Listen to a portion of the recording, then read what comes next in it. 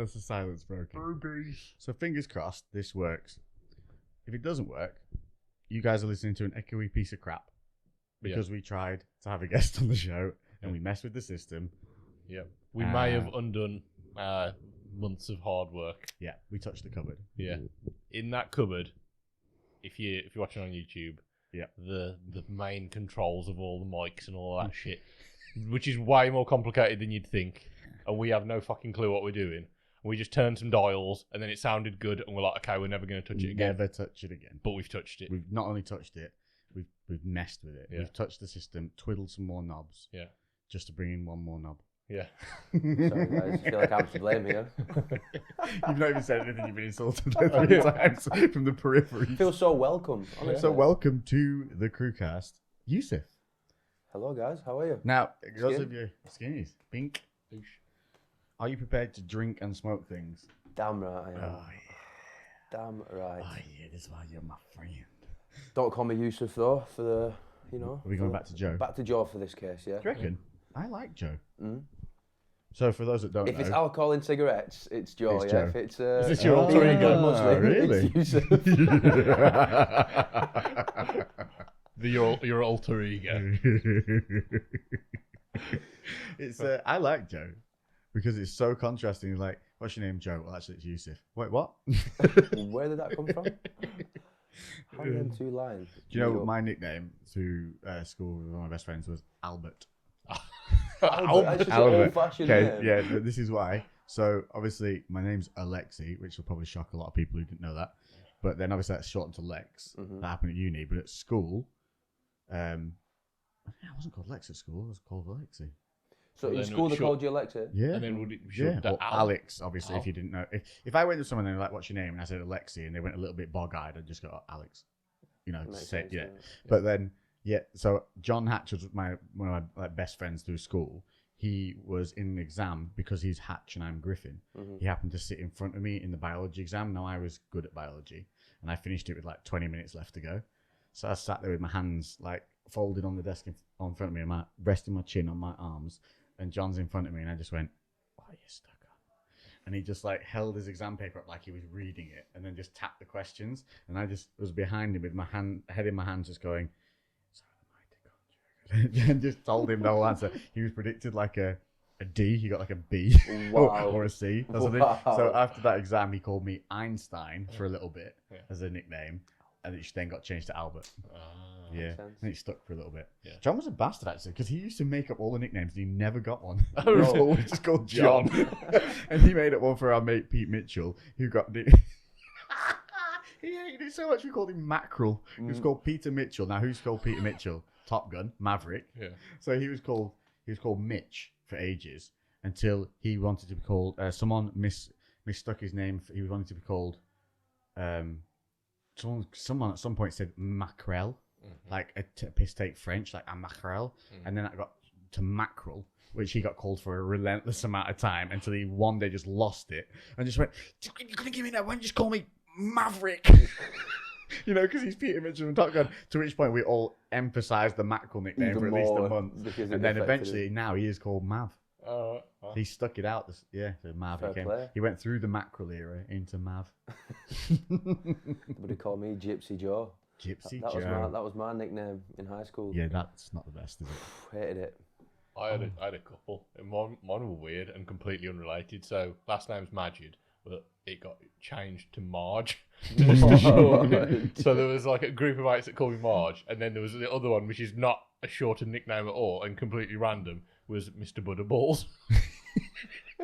Mr. Butterballs. So can you remember the time of like random name generators or like gangster name generators? Like your first name, it's the street where you were born and all that like thing. And so there was this one fucking did years ago, like on MySpace, and then that was my profile name on MySpace for a little bit. And then loads of people knew me through that. And then when they met me in real life, they just didn't know my name. So then I was just like, Butterballs. Butterballs? Yeah. Why Butterballs? That was just what the random It generated you Butterballs? Yeah, it made me Mr. Butterballs. and my best mate Chris was Tree Trunk Mint flavour. Is what? Tree Trunk Mint flavour.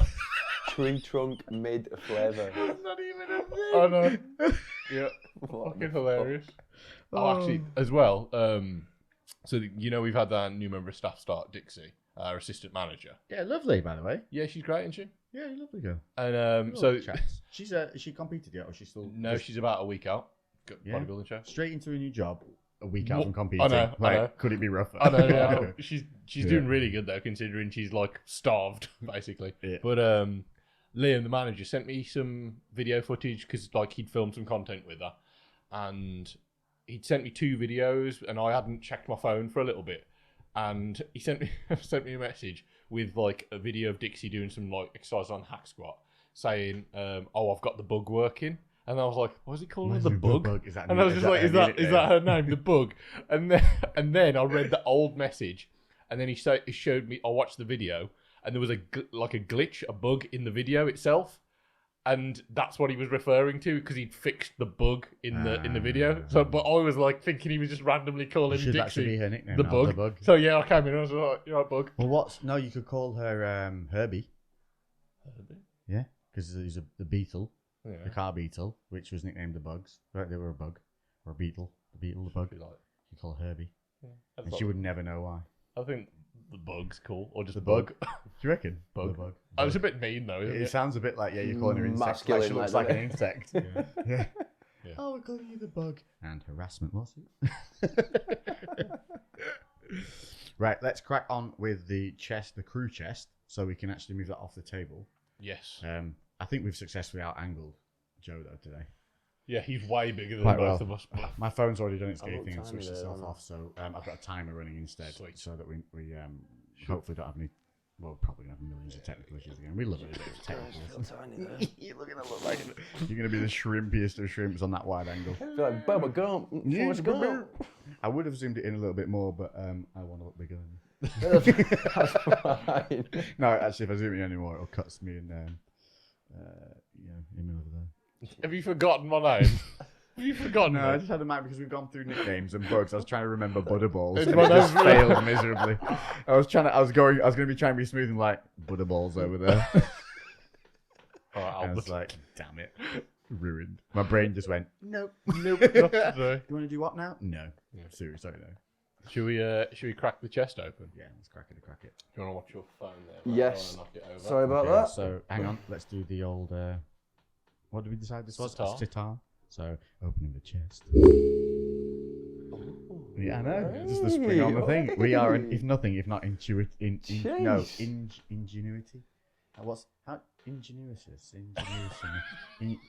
Ingenuity is the thing, but what are you if you are it? Because you're not ingenious. Retarded. I think that's what we are. I don't know what you're trying to say. I'd like but to I know point out it is quite late as Yeah. we're recording this because we were sat downstairs discussing many a work thing. There you go, mate. You can do the run through. So we have here now. This is a prelim to something we're going to offer you guys probably next week when we have worked out the logistics of it. Yeah. Because I have to have a chat. But in my hand, I do hold something that may redeem Butterballs over there. Yeah. From a previous week where he brought in the most disgusting, worse than proper 12. Oh, it was fucking horrible. It was a pineapple red leg or some shit, wasn't it? You were lucky you weren't here, mate. Wow. It was about- Disgusting. Like proper. It was like 5 weeks ago, something like that. And Proper it disgusting. was like we literally had like a sip and we're like, nope. Nope. Not a chance. You know when you put it in your mouth and you go, "This is no," and you also Oh. want to spit it out. It was Yeah. terrible. Like drinking chemicals, So at the time we were just like, that's it. Pineapple and rum don't go together. or just the fruity loosey, Yeah. namby-pamby version. But then we've had loads of other fruity ones that have been great. yeah, but they weren't deliberately fruity, were they? They were just hints Yeah. Yeah. on your palate. Whereas So- this one, Because we had like a real good Pirates grog that Lee Yeah. sent to us, didn't he? 13-year aged one. Yeah. We were spoiled. Yeah. We were spoiled. So, but like their company seems really good. We've not tried any of the others. Can say on the top, I just read this is crafted with 5-year aged rum. There we go. So they're putting it in. They're not putting the crap in. Yeah. And so in my hand, I do hold a Pirate's Grog. Got it right this time. Yeah. One go. I wanted to call it Krog before, which I still think is a cool name. This is their pineapple spiced rum. It's a 37.5%, so it's not a liqueur.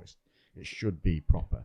So if anyone's gonna do like a pineapple spice We rum, believe in we them. trust that Pirates grog's got And we it. trust them so much, and they trust us, that next week we have up to 6 bottles to give away to you lucky few people who are going to enter and win. Well, no, many, but lucky few who are going to win it. And we're going to be doing 3 winners 2 bottles each. Yeah. But 6 winners in total, because not only are we going to run the competition, but Pirates Grog themselves on their own page are going to run the same competition. So you've got 2 chances to win. Yeah. So All of the chances. All of the chances. They're actually giving away 12 bottles of rum. And we only got 6 listeners, so everyone's a winner. Well, that's what we're telling them. So we're going to have a go with this pineapple spiced rum, and then next week we're going to have a go with their 5-year aged proper non-flavored rum. Yeah. We do have a liqueur from them as well, which we might be able to do the liqueur on the same day as another one, because it can't really be a standalone with being liqueur, can it? So the Pirates Grog, let's have a look. We've got the nice usual bottle. It does look kind of piratey. Yeah. It's quite nice. This one's like a little bit less aggressive than the other one that we had. But it's got a nice round top with a thin neck, but it's in like a fat body. Yeah. I like that. Yeah. It's kind of, it is a bit wash up on a shore look to it, isn't it? Yeah. I was playing Sea of Thieves yesterday, so what is this game? You keep telling me to have a go. You need to get it, mate. They've just done a Pirates of the Caribbean like DLC kind of thing for it. So like fucking Jack Sparrow's in there. It's class. Fuck off. I'm all in. I'm already all in. You just like literally like sailing. We had a fucking fight with the Flying Dutchman. It was class. Just so do I have to have a headset on whilst we're playing this to chat? Ideally, because we can it's easy to communicate. I'm on an Xbox and I play with your team on that. Yeah. So you're not PlayStation, you're Xbox. No, I'm Xbox. Yeah. Oh, sweet. And it's cross compatible. So like Liam, the manager's on PC, but I can play with him as well. Right. Let's see. So we do a cork test on here. Okay. So see if it's cheeky, manly, or sexual. None of the above. I think it's a bit cheeky. Yeah. That was a bit cheeky. I think the narrower the hole, the cheekier the pop. That's what I'm determining. It's just a day of invent. The narrower the hole, the cheekier the pop. Isn't a pop another name That's for a farce? T-shirt, isn't it? That is a T-shirt. If we get CREWCast T-shirts, that's one of them. One of the narrower hole, the cheekier the pop. This, mate, does not smell like that other one. Yeah, I can smell the rum in this. Yeah, that's because it was like it didn't even taste like a rum. We opened the other one. It was like I don't even know what it is. It smelled like pineapple sweeties. So out of all the things that you've drank, which is the best that you've rated? Well, we've got this. You did well. I really enjoyed the. That smells good. Yeah, it's good, isn't it? So this it smells like rum with like you can smell a little sweetness and pineapple. Oh, that does smell. Yeah. So if you smell that, I want to drink that. That's I'm not a big. Well, you're gonna. Yeah, you're gonna be drinking it. So that's good. Okay. Well, I really you twitched in because you love Bumbu. Bumbu's one of my favourites. That was your top for a while. Yeah, I would say so. For me, Bumbu's really up there, as well as the limited edition Burning Barn. Yeah, you love the Burning Barn swung you. Yeah, the beer barrel aged one that they did recently with the limited only 300 bottles of that. Because it literally just mixes my 2 favourite kinds of alcohol, like the kind of stout like ale with just a really nice rum. It was fucking awesome, and it was like 57%. Which was one I liked because I've flip flopped since because I've sat at home personally drinking like an alcoholic. So you drink a lot of Gentleman Jack. Gentleman Jack has taken the flavour with me, mate. Gentleman Jack's. Yeah, it's good. Because as well, you used to be mad on Kraken, didn't you? That was like early days. That was Kraken to me now. After doing all this, tastes like a Sweeties, mate. I still love it, but it's almost like it's too easy. Yeah. Because I drink it and I literally just go. Yeah. What, it hits you? It just tastes like nothing. Oh, right, okay. Whereas I used to drink it, I'd be like, I'm a man. I'm drinking rum. I'm a pirate. If you know, mate, we're fucking hard as nails now. Yeah, we're all, mate. Leveled up then. Fucking hard as we have to sometimes light a fire and chuck alcohol into it to just level up the playing field. You get me, son? Do you get me? Yeah. I'm not going to have a little swig and collapse it to the side. Mate, you're a fucking matchstick. Well, we have. That's not an ice cube. That's a Hypnol cube. Yeah, you're going to get a sparkler and a pineapple rum, mate. That's your level. You wait, sunshine. Till you're on the campfires with us. And I tell you what I do like is the Buffalo Trace though. But some of them you can't drink unless you're literally sat outside by a fire because that's what they make you feel like they need because they're really warming. So some are like in-house ones, like Gentleman Jack. You can sit, watch a movie, chill. It's nice. It's that sweet bourbon whiskey. What was last week's? The whiskey last week. Was it whiskey last week? I thought we did a rum last week. No, it was whiskey, wasn't it? No, we drank a rum, wasn't it?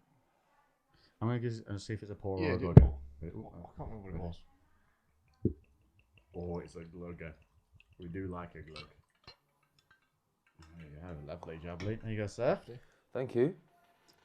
Pour away. And we also have some mini cigars as well to have a little bingy bash with. And I've got 2 versions. So I've got the Which ones are these called? They're called. Thanks, bro. We've got the Royal Dutch, and these are just the Royal Dutch miniatures, so they're normal. And then I've got some other ones which are called something like begins with an M, and I forgot to look at it before I threw the stuff away. Are these the ones that? But they're a blue, so they're super smooth. So these are a bit more peppery. The Royal Dutch ones are more peppery, and then I've got the blue version of the other ones. I think they're signatures. What? Cool. Oh, the cork. Okay. Is that the ones that we tried the other week? The one that these Legacy are, got you. Then the other ones are the blue version. They are. We can leave it out on the side. Actually. Oh, you're leaving it inside? If you shift, Do you want to shift take that box you down, can take the chest so away, everyone can see so they can your see crotch. Yeah. I think they're going to get to see your Let's crotch. get They're not We've going to got a bit be more room excited on about that. No, they still can't see it. Can they? No, they can't see your crotch. That's tragic. for You're everyone else. missing a treat, people. He's got no trousers on. Yeah, he's literally pantsless. To be fair, looking at the camera, I think it Does looks he like actually I look have no trousers on either. I'll pull my shorts down. I don't think the dick ring was necessary, really, Joe, but Well- we appreciate it. Oh, god damn it. So introduce Stephanie, Joe. Who are you? What do you do? And where are you from? And what's your favourite meal? My favourite. What's your favourite colour? That's the random question, wasn't Are you single? Are you ready to mingle? it? My name's Yusuf, as you know, and you know. I'm from Blackburn, not the most exciting places of all, really. Northwest. Yeah, which I will not be going back to. You'd be glad, Not won't after you? being in the Jeez, I'm land trying to of escape from there Shrewsbury. myself. Rolling Hills and Crumpets here. It's Rolling Hills and Crumpets in Shrewsbury, and you go to Blackburn, and it's flat lands and Mars bars. King Street. That's Actually, all not even I'm Mars saying. bars. What would you say? It's more Snickers. It's definitely not Jesus as clean as a Christ. Mars. No, definitely not. It's not a Snickers either. It's like a fake Snickers that you get from Aldi. So it's like a Bickers. Yeah. It's flat streets, Bickers and hookers. There were literally hookers down the street. Remember from where King we used Street to train? hookers. Do you remember? Oh my days, please god! don't. There were, literally at the end of the street where I used to train, there was a crack den and hookers. Wow. And I didn't know that until someone pointed it out, and then I noticed all the hookers. Yeah. I just thought, it was, yeah, To the left was Coliseum, the gym. To the right was Sarah with no teeth for a blowjob. yeah, God. If she would have to pay me and threaten to murder me. Yeah. It was rough, wasn't it, mate? Rough. You know. Oh, dear. Nice. Anyway, yes, yeah, so go Oh on. God. I'm just reminiscing about Sarah now. All the She good, wasn't that bad. all the good times. Them no She teeth. put a lot of effort in. She made up for the lack of teeth. Not, with not a having good any old teeth's dummy. actually quite useful. Sexy fucking Sarah or Dirty Deborah. I don't know which one's best. Dirty Deborah, that's what you used to call them. I remember now. Nicknamed the Gummy Bears. God, Because they were missing so many teeth. Jesus, Lou. You filled that up like it's literally Oh pineapple fuck! juice. I have actually. I've That gone. is- Gone that hella high. hard. I thought I hadn't. Actually, done it. I'm not far off. Actually, we're not all far off each other. I just copied you. I was like, how much do I actually put in this? I'm like, Yeah. What do we just tell look to you? your left. We told you, sunshine, right? Fucking matchsticks here. We are campfire. You're a matchstick, son. Right. So yeah, but cheers, everybody. Clink. Clinkety clink. Clink, clink. What am I expecting here? Am I expecting my Right, face to be crinkled? No. So it Teach me should- the ways. Come on. Let's have a look at the back of what it tells us before we do slop in the faces. So it's introducing Tropical Horizons range from Pirates Grog, a fleet of exotic spiced rums venturing into a new world of flavour exploration. This edition is bursting with sweet citrus notes, a bold union of exotic spices, and deliciously smooth 5-year aged rum. So it is a spiced rum. I'm assuming we should get the usual kind of nice little spice down the sides, heat over the top of the tongue, but there should be a sweetness that hits the front of the tongue when you take it. If you don't know how to drink straight stuff like this, you take a little sip, roll it around your mouth, and that'll be a bit overwhelming for some parts of your tongue, and then you just let it go down the back of your throat rather than like force it down. Well, And then like your second swig, you act like He was you've going been... to say something. I know, but wait for it. On your second swig, roll it around your mouth, but then put it down the back of your throat like you've been paid. okay. Right then. First sip. Yeah.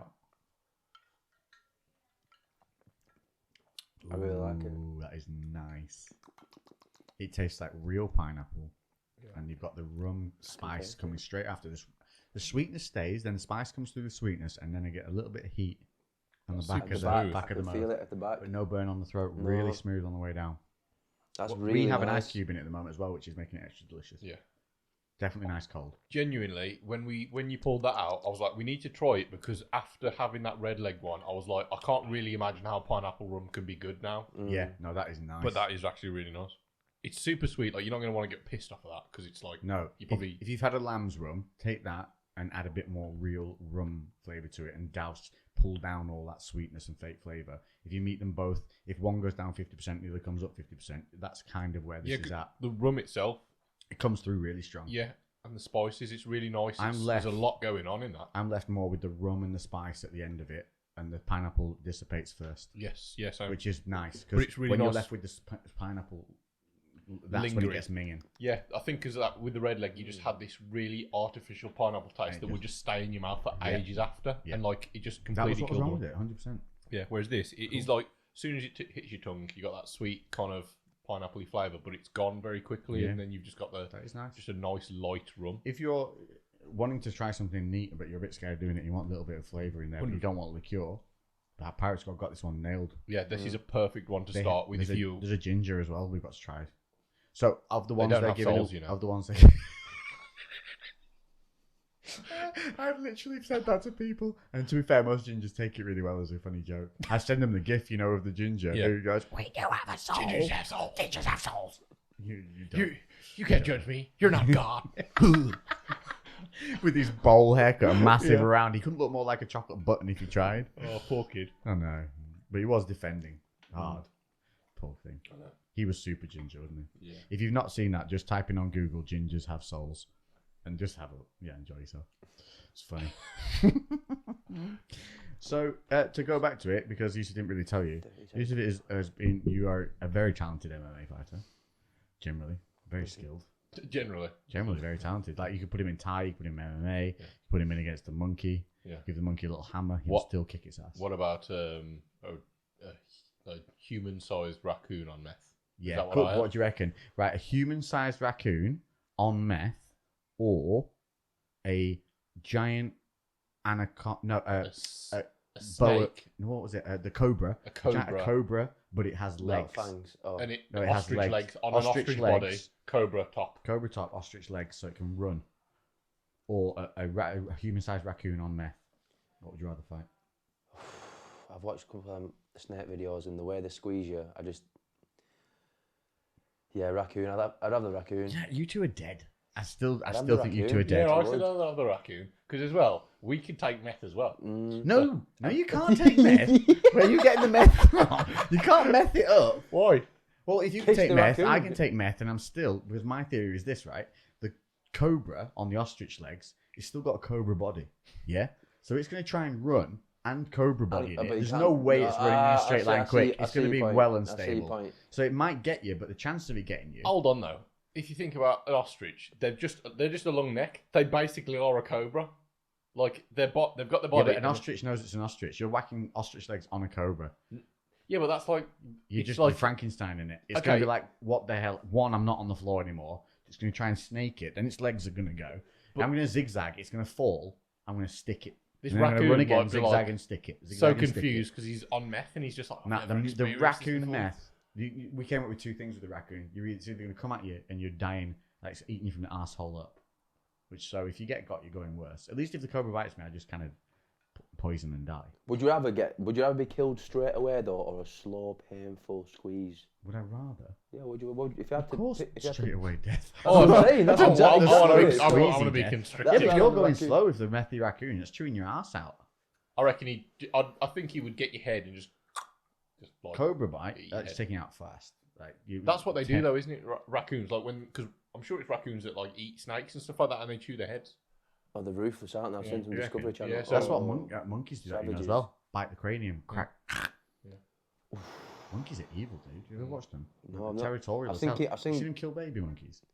They'll go in to a male monkeys will go into and take over a tribe, and they will grab the babies from the old males who've been driven out, and they take them up a tree, and then when the mothers are screaming and coming at them, as they come up the tree, the mothers they'll hold the baby out over the tree from the branch, like threatening to drop it, and so the mothers will stop coming, and then they keep them for a while until they're all done, and then they just go and bite their heads. I've seen them bite They're their heads. That so is vicious, ruthless. or they just smash them. Yeah. Yeah, because they're not going to let them live because it's not their offspring. Yeah, makes sense. It's real nature's. It's like when you see in Ruthless. movies, don't you? The king someone Same with takes on the lions. king and they just kill the family, don't they? Same with lions, they'll come in and kill all the cubs. Well, we're lucky to be humans, really, aren't we? Bloody hell. Not socially acceptable to bite children's heads. Oh, you little shit. Get here now. Munch. So yes, Yusuf. How the We're fuck did we trying end to up on introduce you for the next 30 minutes. MMA fighter, personal training, fitness coach as well. Yep. You're a whole host of things. I try. Massage therapist. You do that as well? Yeah. Qualified in that? Yeah. My neck's buggered. Well, I'm the man, bro. We had a game of... my back's it. We literally had one game of donkey at basketball before doing the CREWCast, which still went on for about an hour and a half. And we're all battered. You've got a gimpy elbow, you've got a bad back. I fucking dived into the pole. You did? That was so funny. So if you don't know... Yeah, my trajectory was way off. I was travelling way more forward than up. The confidence you had, though, going to... I was just like, fucking... If you don't know what donkey is, right? So you've got the basketball net and hoop and everything and the ball, and you each get a go at doing something. If you get it in, the other people have to replicate exactly what you did to get it in. And if you don't get it in, you get a letter, like first one D, all the way up to spelling donkey. When you get donkey, you're out. So the idea, obviously, is to do something mad, get it in, make everyone else fail, and then you stay on until you don't get a shot in that everyone else has to copy, and then obviously round robin. And one of them was like a flying layup / dunk attempt. Yeah, it was just wasn't it? Yeah, just run. Oh no, it was me bouncing the ball, wasn't it? And then catching it and out, like almost alley-ooping myself into the thing. But people were running. I stood on the back of, because it's obviously only a weighted net in the garden. I stood on the back of it to make sure if anyone grabbed the net or ring, that it didn't tip forward. Yeah. So I got to see both the Butterballs and Joe's faces as they ran with full confidence towards the leap that was about to come, that would propel them skyward towards the hoop. Only after 30 centimeters leaving the floor, both of their brains are realizing, oh, I'm not going to make it. At which point I got to watch their faces slowly change from utter confidence to a worrying look of, am I going to hit the pole? Yeah. I just fucking bounced. Mine went in, though. I still got it. I genuinely thought you were coming face first into the pole, though. Yeah, I was fully committed, both arms up. Yeah, I was like, fuck it, I'm going for it. No defense. Nope. Living the dream, mate. Slipped on my You arms. were crushing it. Oh yeah, you fell over on the one. That was class. That was the best one. That was the best one. If you'd have shot that afterwards, after the slip and fall, that would have been impossible. I didn't to see where the copy. ball went. Did the ball go up or not? You went to go for a had it in jump. your hand. It just kind of went. You just slid it on one foot, because we were all barefoot as well, playing on the grass. You slid it on one foot. One leg stayed out front as you skidded forward, and then you just sort of like fell backwards in a pole-like fashion. Weird. And landed on the floor, and you were genuinely like, what am I doing on the floor? Yeah, there was a moment of confusion. You were just like, I should be in the air right now. It is the best game. If you haven't played it, it's called Donkey, but we nicknamed it Dickface. One, because it's funnier, and two, you get more letters, so you can be out less quickly. It didn't help me though. I still fucking felt miserably. You came in late. I came in late and I still fucking lost. Yeah, that's the fun of it. You don't have to be good, because you can literally, when it's your turn, do something absolutely wacky, and if it goes in, no one's, it's half the fun. I just realised I never got the actual under the leg shot. Oh, well, we can go again tomorrow morning. Going back out. Going back out. Yeah, you're not allowed to leave the court either until you get a swish or a good shot that makes you feel good when you come back in. That's the rule. Yeah. That I apply in my household basketball games. Right, I'm going to reset the camera because we're getting to the thing. Because we ain't going to have no blackouts this goddamn week. Because the blackouts are racist. Yeah, the audio carries on. It's just the... Yeah, just the camera stop, because if they let them run for more than 30 minutes, they would have to charge you taxes on it being a camcorder rather than a camera. Is that the only reason why they do it? Yep, to make it cheaper for you to buy it. Wow. So fair play to them, really. Wow. On a lot of cameras, though, if you own something that's older than the new Canons, there's a company called Magic Lantern, and they basically they make the same software for the camera, but they crack it and put their own options in.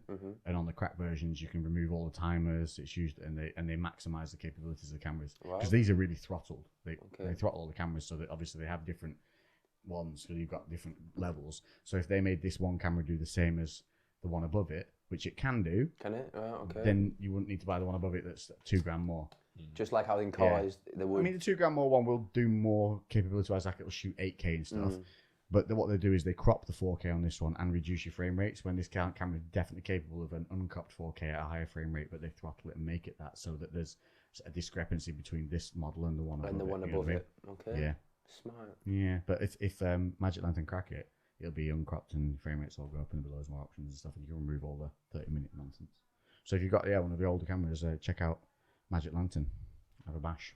Cool. Worst case scenario, you just reset the thing to default anyway. Yeah. I suppose you just wipe it again. Wipe and put it back on. Yeah. Are we gonna talk about you getting your dick out? Yeah, let's have a talk about my penis on Instagram, which it fucking wasn't. Can we all just agree? There was a pubic area. There was no pubic area. Well, there was because you trim, but there would be pubic area. Maybe. Yeah, and there was inner thigh. There was very close to nut, but no nut. Yeah. Like a towel over it all. Yeah. You didn't see the picture because it lasted all of 30 minutes. It got hella interaction. Everyone thought it was brilliant, and Instagram thought, well, no, some snowflakes clearly reported it. That's what I think so. Yeah, like why are you following me? What are you following me for? Yeah. If you're following people to report them or just be an asshole, you need to take a real long, hard look at your life. Yeah, I've literally just thought that. There's some people that are following you just to hate. To be an egg. Just Yeah. to hate. Just be an egg. Don't get it, because I don't do anything other than try and make people feel better about life. Yeah. But like, you're always going to piss somebody off, like by being true to yourself. Actually, you know what? No matter how much of a people pleaser you try to be, and this is you don't try to be a people pleaser, but even if you were trying to be a people pleaser, you're still going to piss some people off. Yeah. But why the fuck are they following you? But why? If I don't follow literally- anybody, I don't want to follow. I don't follow anybody that when I go on the thing makes me go, ugh. I just don't do it. I just don't follow them. And also, like, if you do, and maybe they followed your stuff, and they were just like, oh, I don't want to see potentially close to his penis. Then don't look at that one picture. Yeah, or just unfollow you. Or Like, yeah.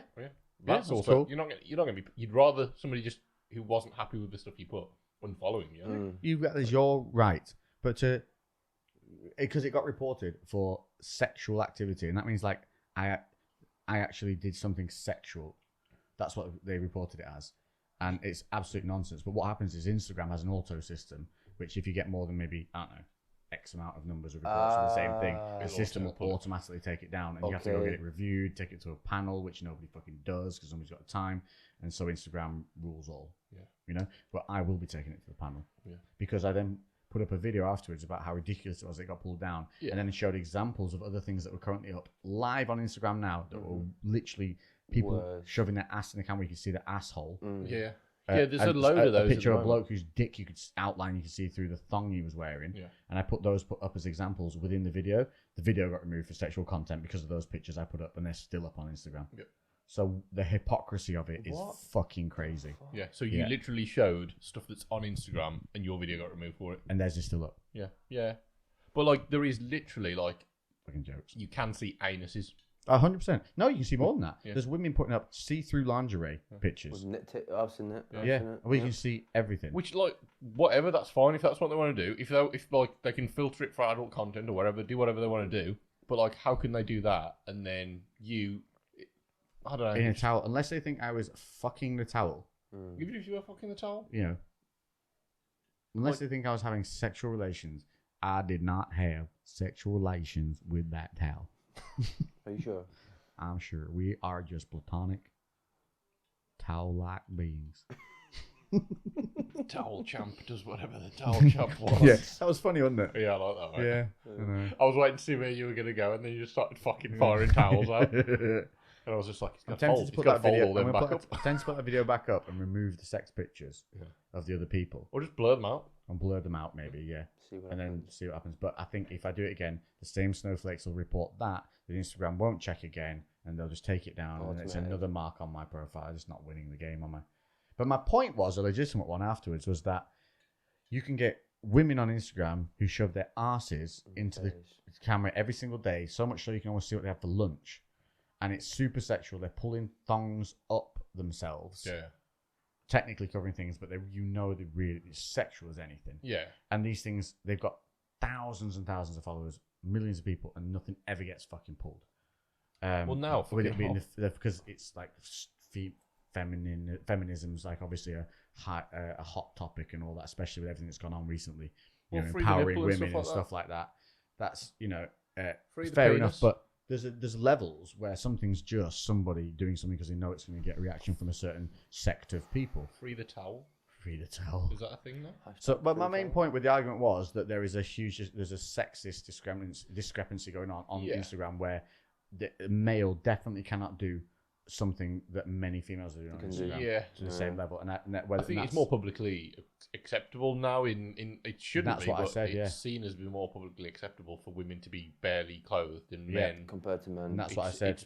I said just because that seems more acceptable because we see it more. How is that fair? Yeah, no, it's not. Because what I did was nothing worse. What I did was nothing worse than me wearing a skimpy pair of trunks at the beach, and you can wear those in public on a beach. Yeah, I'm sure in the UK, technically, you're actually allowed to be naked. It's only if you have sexual intent, so you could technically be naked. Well, that was the thing about my takedowns is all the things it listed that I had been flagged for. None of it was there. One was like something that implies sexual intercourse. Penetration of sexual intercourse, genitalia showing, buttocks, close-ups of your buttocks, anal stimulation. I don't think I was doing any of those things because both my hands are out front. Was anyone behind you? You did. I didn't have any little person behind me hiding and stimulating the chocolate starfish. But you did have a butt plug in. But that's not. No, that's just there all the time. It's no longer a stimulus. Yeah. It's just to hold that's everything in. That's just good sense. Yeah, it just keeps everything in. When you cough, it comes out, doesn't it? It's not a sexual thing. It's a defense mechanism. I'm plugging it up. Yeah. You can't hold it in, guys. It's like a padlock. They've got to crack it to get in. They're just like got a stethoscope. Got it on your butt cheek, just like the oohs and the ahs and the click, like oh. I've cracked him. You get this. Now this is what you hear. Yeah, like an air toy. Just like. Yeah. So anyway, that was a fun one, and it's really great to see that Instagram gives zero fucks about its creators and just it's a shame because all I do on that platform is try and be really positive, and the amount of messages I got from people who have really helped. I've really kind of, in my own daft way, helped them just have a brighter morning every day and feel a bit better about life by putting some positivity out, and then I get victimized like that and I'm literally not on there doing anything. I don't push any boundaries on there at all and everything. Have you finished? Jesus. What? Oh, just fucking. I think we're gonna have to take your fucking matchstick back and give you a fucking bonfire, Sunshine. Sorry, guys. I thought this was Crikey, Charlie. Vimto. Is it not Vimto? No. It's not Vimto's. It might taste sweet like Vimto, but it is very easy to drink. It's very nice though. It's nice. Super easy to drink, but you got to be careful, mate. It's 37.5%. I saw that. Yeah. It doesn't seem. There's zero heat from it, isn't there? Like other than that lovely little tingle on your tongue. Oh really? Yeah. No throat burn whatsoever. You're gonna find out what it's like neat now, though. With so your eyes are going out, so it's going to give you a bit more of a punch. You can top up, man.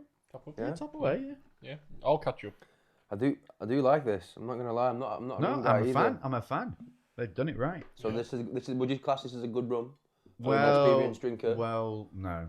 So what is good rum? Give me it's a fun rum, but you can't. I don't think you could take that to. It's almost two classifications, isn't it? That is user friendly. Okay.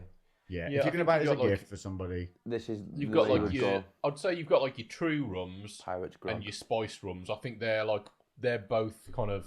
Your spice rums tend to be a little easier because they've got that sweetness to them. Yeah. And then you've got your fun rums. Yeah. Which I would say like Lambs is a fun rum. Lambs is beyond fun. Yeah. Lambs is ridiculously sweety like, but also in the best ways. It's just delicious. We finished that bottle. Yeah. In one go. In one go? Oh, it's delicious, mate. It's like sweeties. There's some downstairs. I've got 2 bottles of it. Because we accidentally bought one each. Do you remember? Yeah. You were like, I've got lamb swim. I was like, sorry for that? Yeah. And then we got the big bottles as well the next time round. Yeah. It's a shame what's happened to Instagram though. It used to be a really good platform. It used to be super organic. Didn't it? It used to be super organic. You could do anything. At the beginning, people got so much traffic through it. Yeah. In fact, I have actually seen, as of late, through our BCB account, the gym account, that we've actually started getting a bit of organic growth again. Oh, that's nice. It's only small. I think the last 2 months we've averaged like 50 new followers a month, which isn't much. But considering for like a year, it pretty much ground to a halt. Literally, they did that to so many people. No growth at all, unless we were actually paying for ads, which we're not going to pay. Do you know what? I never paid for ads before, and then when they did the whole stagnation thing and pushed for you to pay, did a few. Fucking not worth it. Yeah. Not worth it. No. I did it in partnership with companies. Yeah. Absolutely not worth it. No. It doesn't do anything. And I'm talking like some posts I would pay like a tenner and leave that for like whatever, so not a lot, and push it over like 7 days. Other ones with the companies, we spent £150 on one post to push it for a 10-day period. It did less well than the one we spent £21 on. Wow. Yeah. So Instagram are literally just tearing the arse out of people. Like if you put more money in, you should be given more reach. It's simple fucking. It's not you rocket pay for science, more. is it? You should get more. Either they completely remove the pay to play kind of aspect, which they're never going to do because that's how they make the money. Yeah. Or it's just a simple progression, isn't it? The more you invest into it, the more you pay get them and then go. That's the organic reach of that payment. It just so happened it was less. No, dickhead. Yeah. You're controlling it. Yeah. Push it to more people. Pay more money. You do that. That's your job. Yeah, but they make out like when you pay that it'll reach from this many people to possibly this many people. Like they don't have any control over it. It's like between 1,000 and 20,000. It's like that's quite a big fucking range. Yeah, to be fair, yeah, right? they're huge ranges from 19 to 42. Yeah. You're like what? No, shut up. Yeah. Like just you should push it to a minimum of the amount you want people to see. Like I pay this much, you make sure this many people see it, and you keep pushing it until they do. Yeah. Like, but no, they don't do it. So they're not only forcing you to pay. When you do them pay, they're not rewarding you for it. So it's just like, what is the purpose of your platform at the moment? Where is your benefits? where's your feedback loop? Where's your positive feedback loop for your users and your creators? That's why I think, like, although, like, me and you have both talked a lot of shit on TikTok, haven't we? Like, but right now...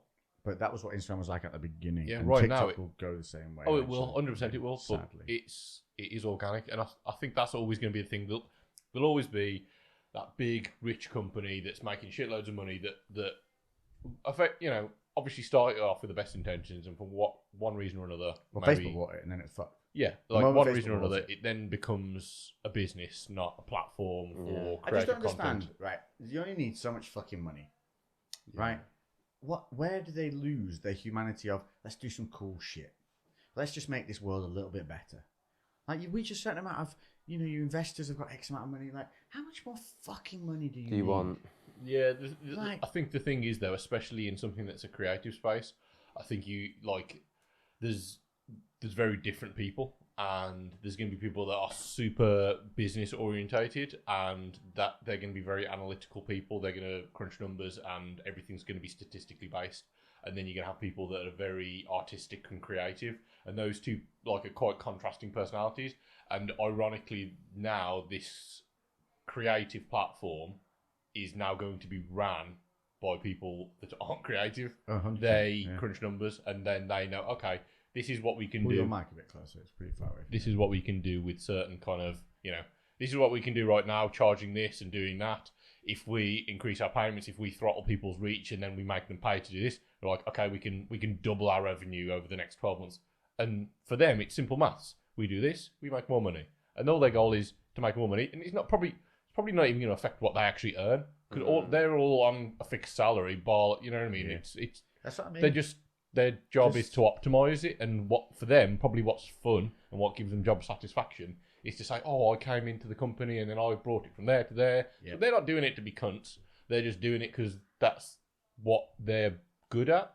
But it is a business at the end of the day, and unfortunately, everyone jumped on this because it was a beautiful platform to create cool content and just be free and organically grow and do things, but something can only scale so far. It's run by a company that have driven their previous platform into the ground, and that platform will be deceased in probably 5 to 7 years. Yeah, Facebook will be completely and utterly. It'll just be a MySpace.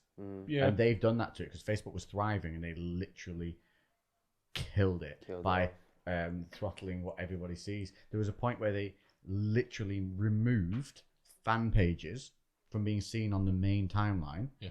And you had to see anything from a fan page, you had to go to it off your own back willingly to see any new posts. Wow. So everybody who had a page on there that was running something was just like, had to pay. Where's everybody gone? Pay for it to go onto the main timeline.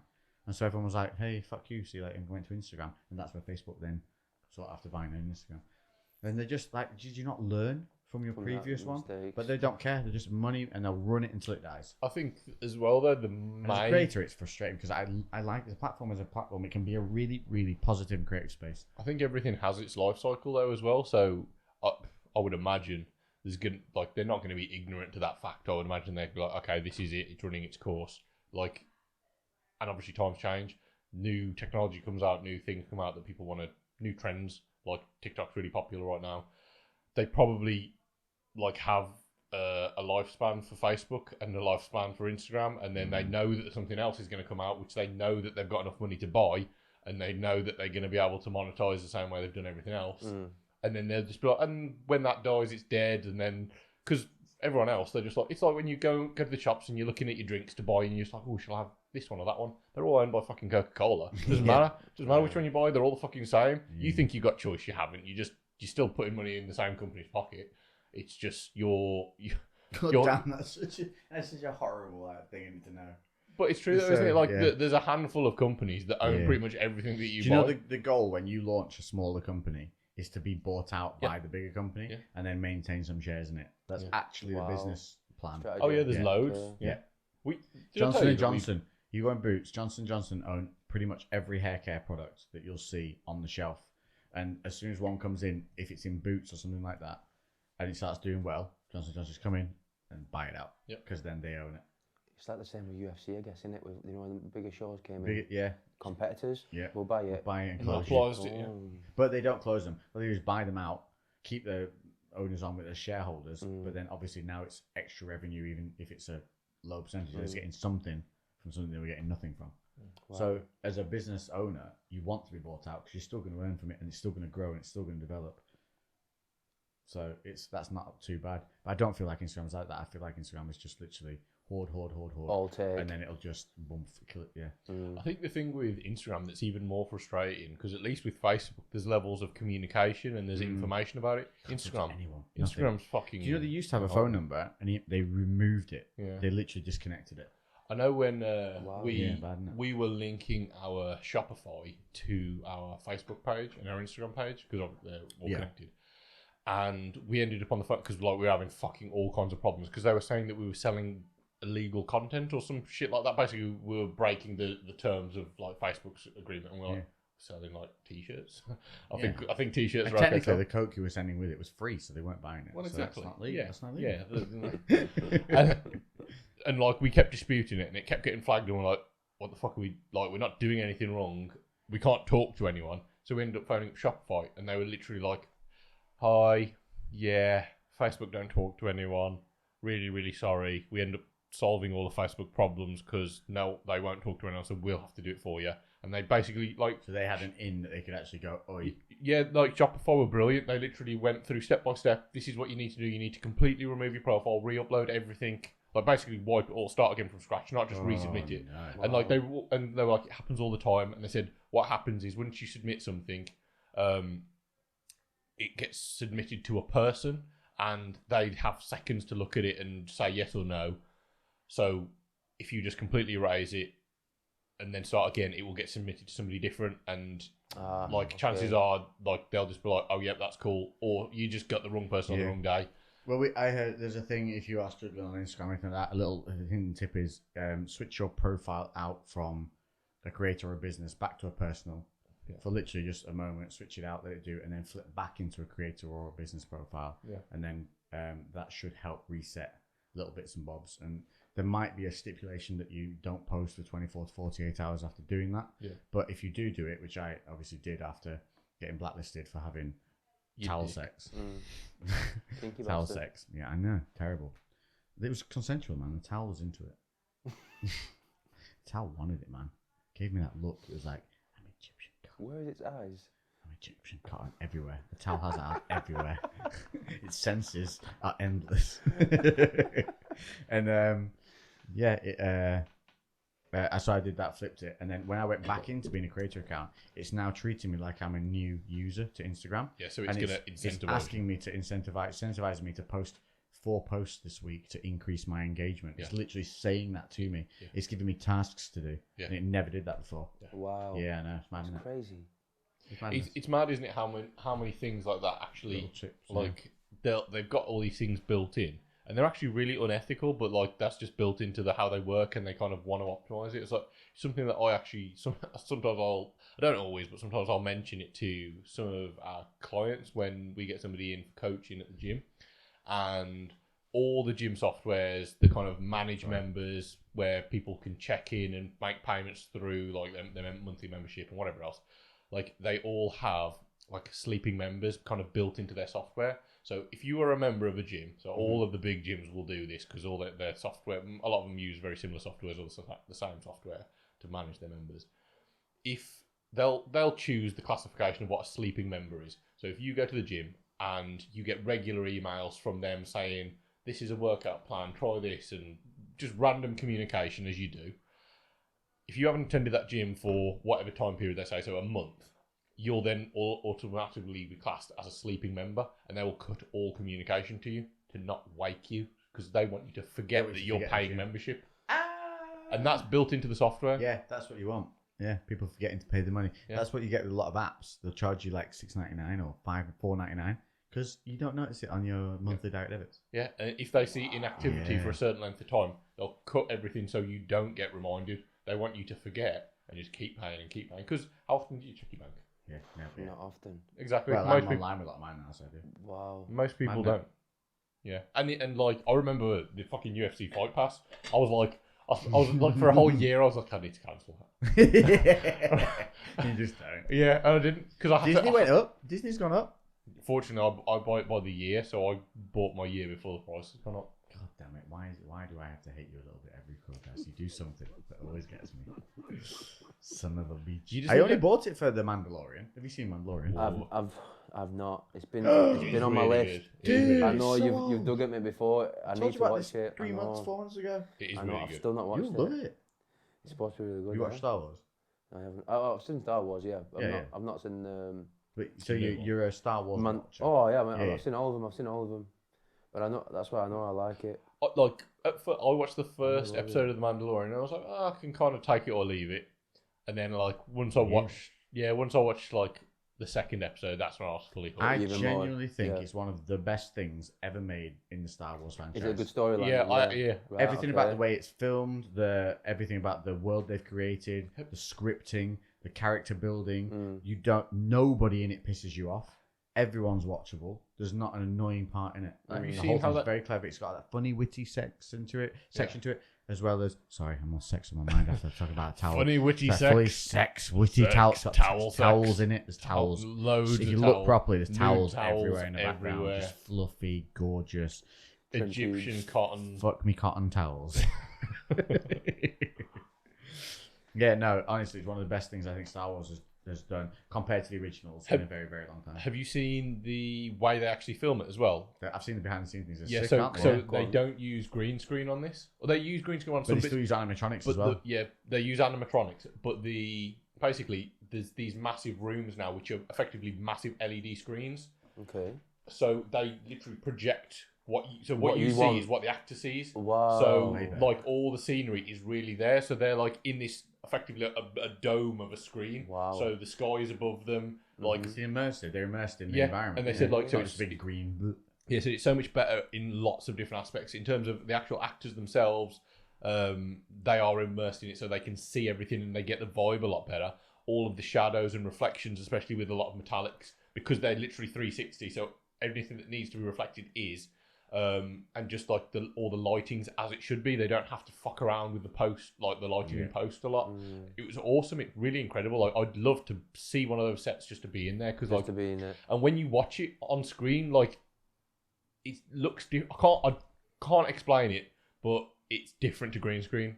Like it's not real because it can't be real. Yeah, but it definitely looks different. Like there's depth to it. I think about you've got LED TVs now and how crisp and stuff they are. It's basically that in a full on. In a dome. Like if you were in an entire you'd be able to react. I think the floor's green screen. Yeah, but other than that, the walls and the ceiling of it is. You just be able to respond more to the environment as an actor, wouldn't you? Yeah, it is incredible. Thespians that we are. Yeah. What? Yeah. Hey, mate, we are. Well, you've done some acting. You're in a few music videos. Yusuf and I are filming all weekend. Yeah. Ooh. OnlyFans. Towels. I think I'm pissed. Only towels. You think you're pissed, mate? You've had. Do you know that first one you poured? Do you know how much was in that? No. Like at least 3 or 4 shots.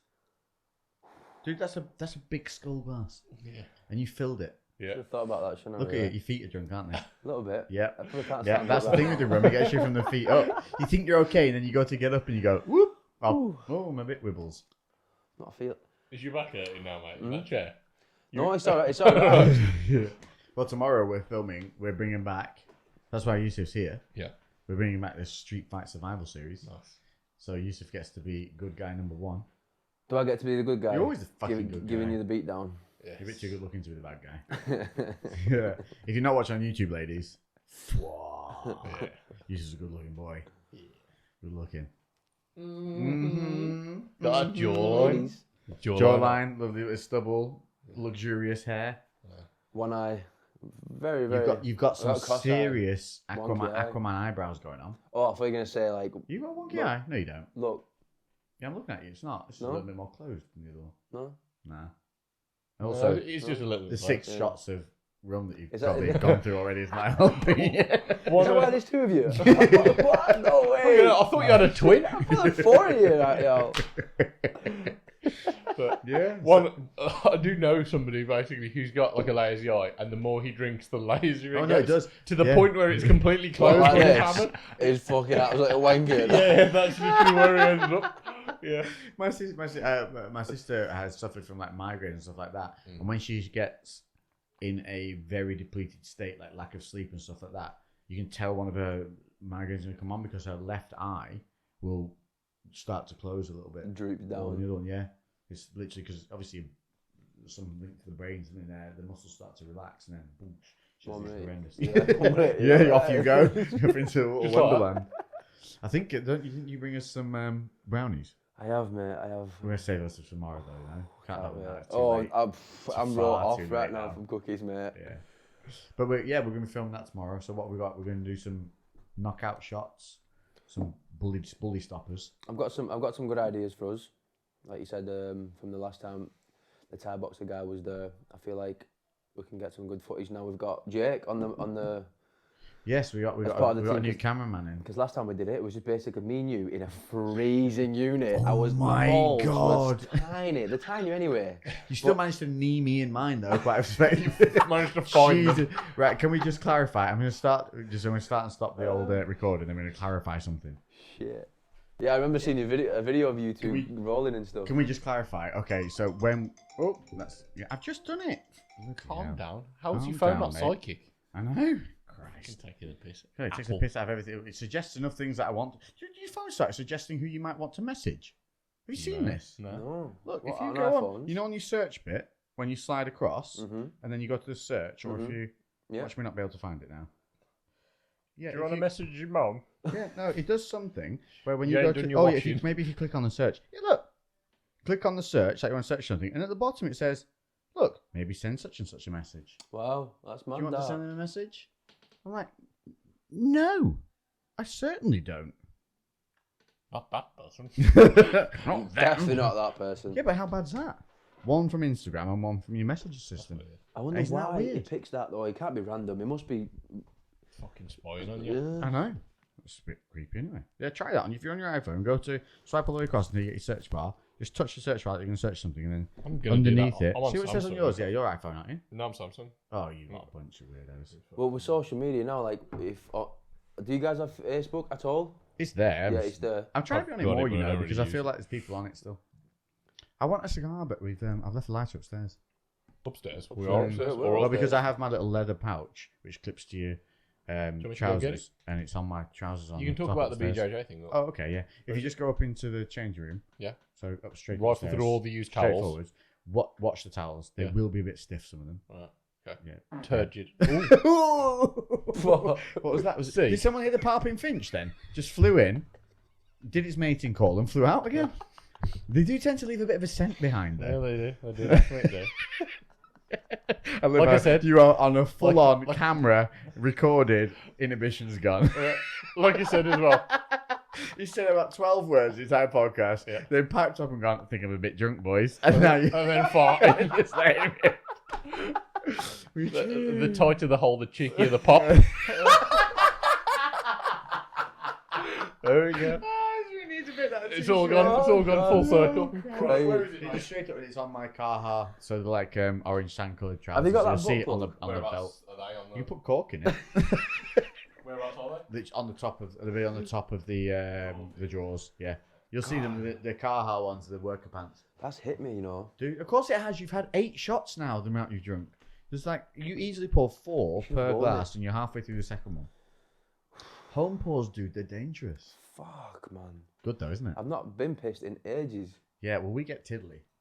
Accidentally pretty much every week because you Every have a little time. chat and you pour more than you expect. goes, you keep doesn't it? topping it up. Look how much of the bottle's gone. Half the bottle's gone already. Fuck. 37.5%. And half the bottle's gone. Well done, Pirates Grog. Hey! Done us. Well done, us sir. again. You take it out the thing. Nice. Is it a zip hole? What I've heard, mate, is if you have a cigar, they help serve you up. Sob you up. What I heard That is end first. if you light a fart live on YouTube, Okay, I've got a story about that in a fart. So one of the lads you get 1,000 likes. from the rugby team, when we were away on a trip, tried to light his fart after we'd been out, for a few bevies. Mm-hmm. I hadn't. I'd had the pink drinks because I'm not a fan of the beers. And it was a biology field trip away, and we'd done a few that I'd been skinny dipping in the lake that night. We'd run away from the Coast Guard. We'd done a whole load of hosty things. We got the university eventually banned from ever being allowed back to Kielder Forest. Oh, So Newcastle University, first trip to Kielder Forest, banned. It was the best trip, mate. It was so much fun. I'll tell if you wanted me to tell you the Kielder Forest story in the next podcast, I will. But it's too long for doing now because I want to get on to questions. Oh for a little shit, bit. yeah, we got questions. And but one of the boys, Ryan, so I'd like to bear in mind, picture Ryan. He's about 18 stone, barrel shape of a bloke, not fat, Good guy. barrel lad, like prop, Yeah, giant head, Mm. head like a keg, yeah. yeah, shaved head like a keg, hairy like a bear, and from Leeds. Yeah. I think he's from Leeds, so a good old accent on him. Right, right. And he went, "All right, lads, watch this," and he was trying to light a fart. So he's in full bare nudity, Okay. legs up in the Up in air, the air. lying on a bunk bed, because we're in the dorms at this point on this field trip away. Everyone's lights are out to make this a special time. He's like, lights out. That's it. They're all out. Here we go. You see the little flame come from the lighter. You hear the stress from Ryan, who's trying to squeeze out the manliest fart he can at the time. And what you saw was this.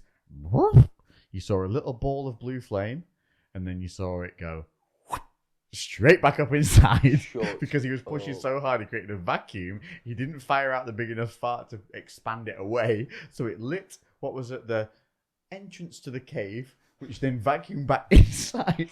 There was an instant smell of burnt hair that hit the entire room. No. And then Ryan's manly voice went from an octave very low like a trombone to that of a flute. Oh my And it was God, like, incredible. he was instantly in the shower with a shower head up his ass for the next 2 hours. Like legit. 2 hours in there with cold water spewing. Quality. He You know what? literally burnt his rim and inner anus. You know what I was expecting It you to was. say? When you've not seen anything until you see a perfectly blue flame disappear inside a human. A guy's asshole. I was expecting you saying like you could just see his anus lit by the candlelight, Oh. and then he just shit on the lighter. No. Better than that. He Oh. burnt his insides. Yeah. Jeez. That sounds so painful. Yeah, There you go, Fuck. buddy. that's bad. That's really bad. So these are the Royal Dutch miniatures, and they are a delight. Blood might get a little bit pepperier, but other than that, they're quite delightful. You put your little ends in that bit when you are good. They'll hold for a little bit like a normal cigar. You don't need to tap them too much, but there'll be a point where they will just fall off. It's usually about just before a centimetre, I think. That's nice. Good, aren't they? Are these the same ones that we had? We went for that No, walk. so the ones we had before were signature. So these are Royal Dutch. They're a nice little story where they the leaves are from pears and they're pulled before the morning light hits them, and then taken off to the maturing rooms and all the whole thing. Yeah, they're a little delightful thing. Little 5-minute burners, really social. I like them. They're fun. What did I do the first time you gave me these? Did I take it back? I think I did. Yes, didn't I? because you've been a smoker, haven't you? See, I've never smoked cigarettes, so I've never got that want to inhale. I used to smoke when I drank when I was a kid. I smoked a lot of weed, but I didn't smoke fags that much. Ooh, that was a real good ring. Circle. You missed that one. Go on. I'll try again. Can anyone else do them? There you go. There's one for you, Lou. Coming over. Look at that. Get that in your butter balls. Look at it. Oh, it's a halo. It's a halo. Ah! Yeah. You did it. You did it, bro. I really hope you going. saw It is. that. Oh my god, that was awesome. Lou put his head through the smoke ring and just blew. That was wicked.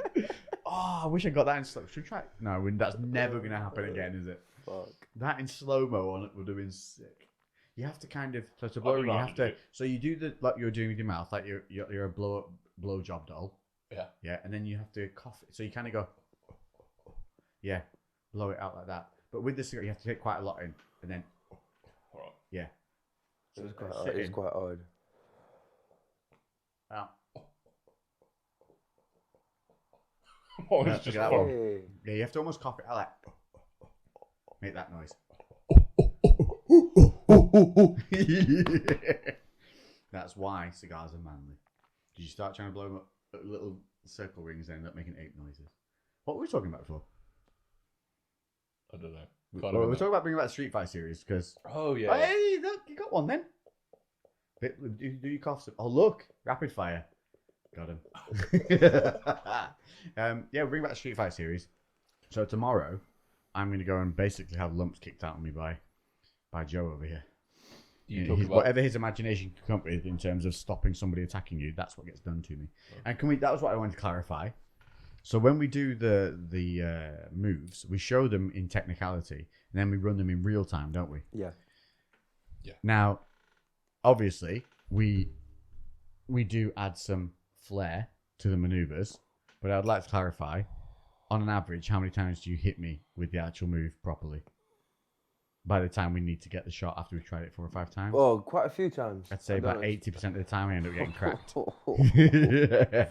I've had a good couple of like bruised ribs, a smacked head. Well, Yeah. when we first went to BJJ, the next day you posted that I had a picture of black you with eye. a big fucking black eye. That was your fault. Yeah. Yeah. Yeah, I think I elbowed you in the eyes. I was like, I can't even remember what it was. It was like that cross collar choke, and then I was like putting my elbow across, and you were really fighting it, so I just got my fucking elbow in your eye socket, and I was just like, I remember as he was grinding it, I was like, have you washed your gi in starch? He grind it I'm across sorry, my like, face. yeah.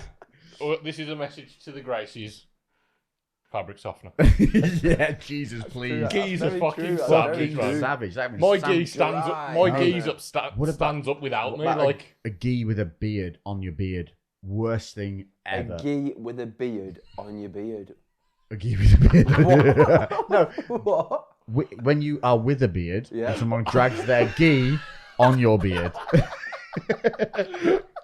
How gi rough with a is beard. it? Yeah, fuck. Not a beardy gi.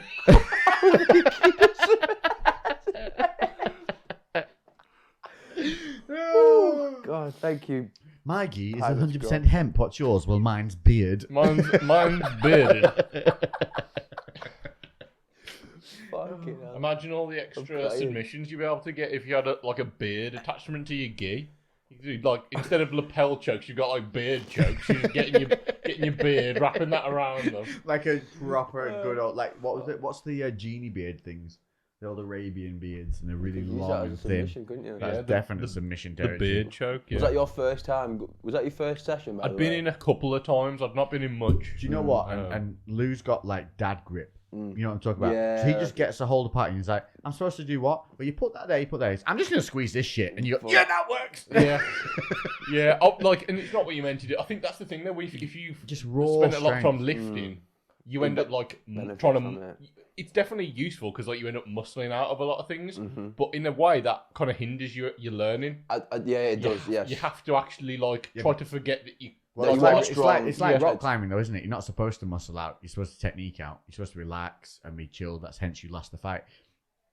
Prime example is when me and you were rolling. Oh fuck! It was like watching two bears having an argument, right? We were so. And there was a gassed. position, right, where I was escaping something Lou was trying to do on me, and the escape position crushed my diaphragm so much that I almost tapped for my own escape position because I could not get any oxygen in. But at that point as well, I was so gassed. Oh, no, I was on top of you. I was going for No, I remember. I was going for a triangle on you, and you stacked me up. Yeah. And you leaning on me I was so tired, was stopping me breathing so much. I nearly tapped from him getting out of the thing I was trying to tap him with.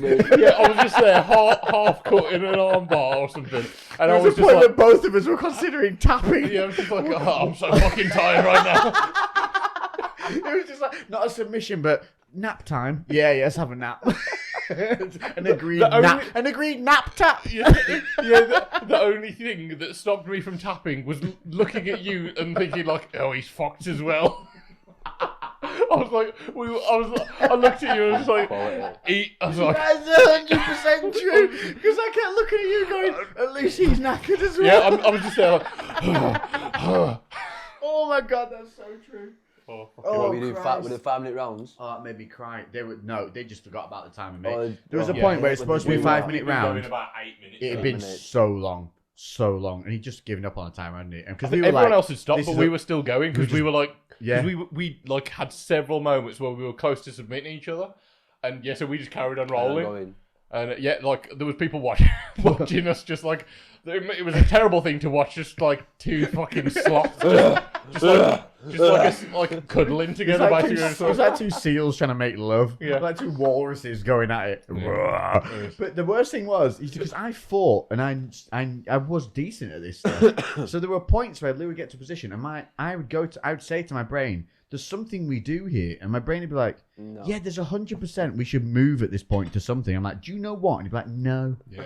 No, I can't quite remember what we do, but there's something, isn't there? I'm like, there definitely is. And in that time that I'd learned that, or had that conversation with my brain, Lou had jammed something into my beard and started just grinding my eyeball with something. Yeah. And at that point, I'd be like, well, we may as well forget that now because this really hurts. Yeah. Let's just deal with this. I was like, I like, at that point, I was like, I know one submission. I'm not in a position to get there, and I don't know how to get there. So I know that I'm allowed to strangle him with his clothes or my clothes. So I'm going to try and do that. I remember that, and I remember at points thinking, Lou's going to go for the strangle thingy now. And my brain, that was when my brain and me had the conversation going, yeah, so don't we need to move somewhere? I'm like, yeah, we probably need to move. And then should we have done that 30 seconds ago? Yeah, we definitely should. Do you know why that is? Yeah, it's because we're getting strangled right now, aren't we? Yeah, we should probably stop this.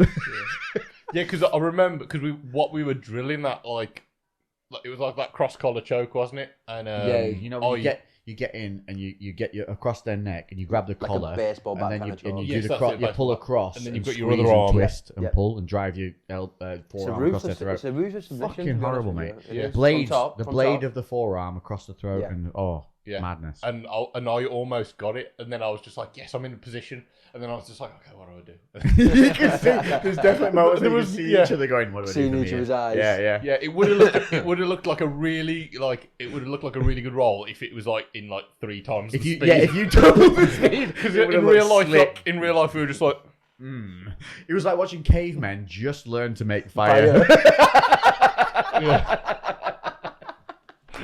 Oh, it's so good. I do want to go back. It's just so far to go though for me. How far is it? Well, you'll see tomorrow because we're driving there. So with this, it's Gracie Barhart in Hills Owen. That's where we're going to, and it's Stu who runs it, who is an absolute legend and also a horrible human being. He has got the forearms of an abuser. He's just like you can tell if he gets hold of anything on you, he's leaving with it. Wow. It no longer belongs to you. That's his now. Yeah. That's his, and it's going nowhere. And he'll smile at you whilst he takes it from you. Yeah. Wow. There's no stopping it. I rolled with one of the other instructors. Bearing in mind, I probably outweighed him by 20 kilos. And somehow he, like, no matter how heavy did he feel? am, and like I was stronger than him in certain positions. Did not matter. No. He was just able to position himself where I was completely useless, and the slightest movement he did nearly strangled me. How heavy did he make himself feel? Yeah, like they must have fucking lead in their gear or something like that. It's hips. It's all in the hips. It is Happy Gilmore in real life. It's all in the hips. So did you ever train with Gavin Boardman? I have in Manchester Predators. How ridiculous. He weighs about 6 grams. Yeah. And when he's on you, he feels like he weighs 20 stone. Yeah. He can sit on top of you, chilled as fuck, teaching us, and he'll be like, So at this point here, I'm going to move my weight here. Do you feel that, Lex? And my answer would be this. And I'm not kidding you. In real life, he weighs maybe 65 kilograms. Oh, he's dead light. Yeah, Really, he's really not a big guy. unassuming dude. Really, really quiet, lovely guy. So skilled, he was making up his own submissions. He was another level, and if you saw him in the street and he had a hoodie on, he'd just be this unassuming, shoulders kind of up and down, forward, head slumped, no aggression to him whatsoever. Yeah. Dude could make you into a fucking human pretzel. Yeah. And he would sit on, and he just would be able to position his weight so much that it would stop your body functioning as it needed to underneath him, and you would just be paralyzed. It is amazing, isn't it? It is really amazing. So impressive. BJJ, the depth and the level of skill, because as well, like speaking to Stu, who's like, I don't even know what it's called because they've got a black belt, but then they get the red stripes on it. And it's that's like ninja.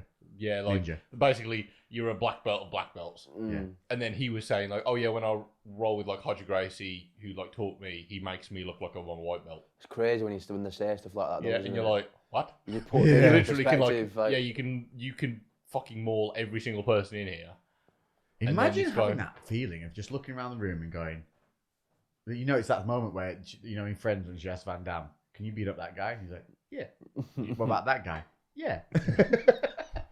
And it's a legit thing though, like you can literally look around and go, you could look at a 20 stone bodybuilder, jacked to the fucking nines, just look at him and go, yeah, take him out in like 30 seconds. But what you guys need to ask Stu tomorrow, raccoon on meth. Raccoon on meth, yeah, we'll ask you that or tomorrow.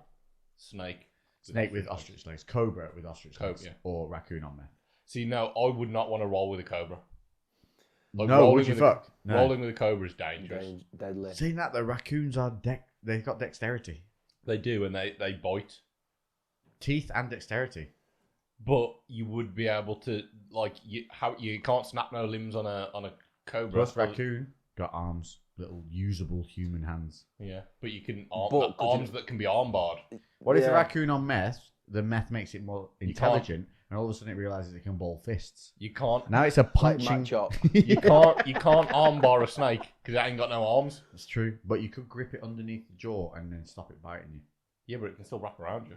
Yeah, that's true. But can it with the ostrich legs? Yeah, it's still got. I'm telling you, the ostrich legs are a hindrance, dude. You think that them legs will hinder? I'm telling you, the legs are a bad thing. Whereas the raccoon on meth, it's a full raccoon and it's giant. The thing is, it's got all its normal raccoon abilities. Everything you've learnt in BJJ revolves around a knee bending that way. Ostrich legs the other way. Everything's out the window. What? Ostrich knees go the other way. Don't They're bird legs, aren't they? Yeah, they're back to front. Yeah, they bend the other way. They're like your elbow joint. Yeah, they're this, aren't they? Yeah, everything you've learned in BJJ, you have to invert it all. So all. Wow, just do reverse knee. Could you not do that? You'd have to. Yeah, I suppose you would, but you like intuitively you'd go to do it, and then you're like, oh, he's gone with it. He's like, oh, I've broken it, and then you're like, no, I haven't. Oh no, I haven't. He's just kicking me in the head. Yeah, and he fucking throws you off. Can we just also appreciate the tattoo behind the new tattoo that Joe has behind the ear? It's only a few days old and it's looking pretty good. Although he didn't moisturize it at all until he got here and I told him to. Do you want to hear the funny story of why I got it? I will. What is it? Is it like a feather? What is it? It's like what a dream catcher. It's not. It's actually a matchstick. What? It looks like a feather. Yeah, like a feather. Oh, I see. Yeah. It's a flame and smoke. It's a flame and smoke. But it does look like a little dream catcher as well. It goes, yeah. Oh, cool. Why is it? Go on then. What's the meaning behind it? Well, basically, it's Tinder, don't you? Yeah. This isn't a great start to a tattoo story. It's not. So I might as well share it with your folks. Go on. Well. By the way, I'd like to add I don't know Tinder. I'm not on it. I met my missus through Tinder. Did you? Yeah, I did, yeah. And really? we had an inside joke. Can we just, before we start, have you been to a sexual clinic to test for diseases? He was like, yes, I've completed them all. Got them all. Yeah. Got all the tick boxes. They've all cancelled each other all out. the tick boxes. I am Mr. Burns. Yeah, go on. We had an idea. We sat down and was like, well, she wants to do, I want to get a tattoo. I'm like, oh, God's sake, here we go. We want to get a meaningful tattoo. And I was like, I wasn't on it. Bad idea from the start, bro. I wasn't with it at the moment. I'll tell you what, it grew on me. I'll be honest, it grew on me. At first, I was like, I'm not having it. I'm like, I was this guy like, I'm not having a tattoo. about representative of my relationship, and I was like, you know what? As the relationship went on, and I knew that I was going to be with this girl for a long, long time, I was like, okay, I'm having it done. And I was literally sat on the bed. I was like, God, this is the worst idea ever. Why have I done this? You're on the tattoo bed at this point. I'm on the bed here. It's nice that you're still committed. You know what I mean? I was like, right, I can't jump out now and and sprint out that door now, can I? No, I can't. She's already had hers done. I'm like, she's already got it. You're going to pull a Phoebe. This is what I said to her. I was like, you know what? I said, Holly, you're going first. She's like, well, why? I'm like, well, in case I don't want to have one. But you know what? The tattoo artist did it, and it turned out really, really nice. So I have no regrets, but I just have a funny story behind it. That Tinder is the flame. You know the Tinder logo? It's a flame, isn't it? It's a flame. The fire. You know the Tinder actual logo. No, I don't know what that is. Is that what it is? That's what it is. It's a flame. I thought it was just a T in a circle. Is it not? That? No, it's a flame. Yeah, in a circle. So and it kind of fits us both because she's a very fiery character and so am I. So it kind of blends. If you take Tinder away from it, it bends with our character. Well, it's a story. You know what I mean? So and I'll never forget it. The important thing with tattoos, I think, is that one, meaning it looks cool. You create, one, it's awesome, but no, one, it means something to you, and if it means something to you, you'll never get bored of looking at it. The worst thing you do is pick a tattoo off a wall, and I'm sure some people do that and they're happy with it because it's just a cool design. But for me, that's a big risk because it could be fashionable rather than meaningful. Whereas something meaningful, you're irrelevant to the fashion at the time. Because whatever you look at it, it makes you smile. Even if it's a shit tattoo. But some people have shit tattoos, but like, yeah, but it was a shit tattoo Funny at moment. a good time in my life. And that's like, oh, that's cool. And when you ask about the tattoo and they tell you the story, then that's that tattoo's purpose done, isn't it? It's made you have a chat. It's giving you a nice tale.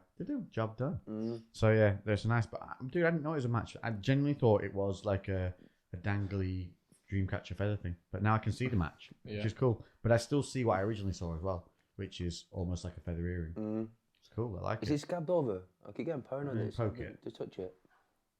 No, it's good. But I mean, it's basically only outline work anyway. It's very fine. It's not going to You really need to flick I it. had so many Dude, that is stories. not even a real tattoo. This is on my inside of my arm here that I've got. So anyone that doesn't know, on the inside of my forearm, I have in my grandfather's handwriting, which was taken from the letters that he sent me as a child. I've got in it, mustn't grumble, which is something he used to say. Like, you know what, you'll ask him, no matter how shit something was. Like, how are you doing? You know, he's in hospital. He's had pneumonia. He's like, mustn't grumble. Is that what he said? Yeah, just chipper.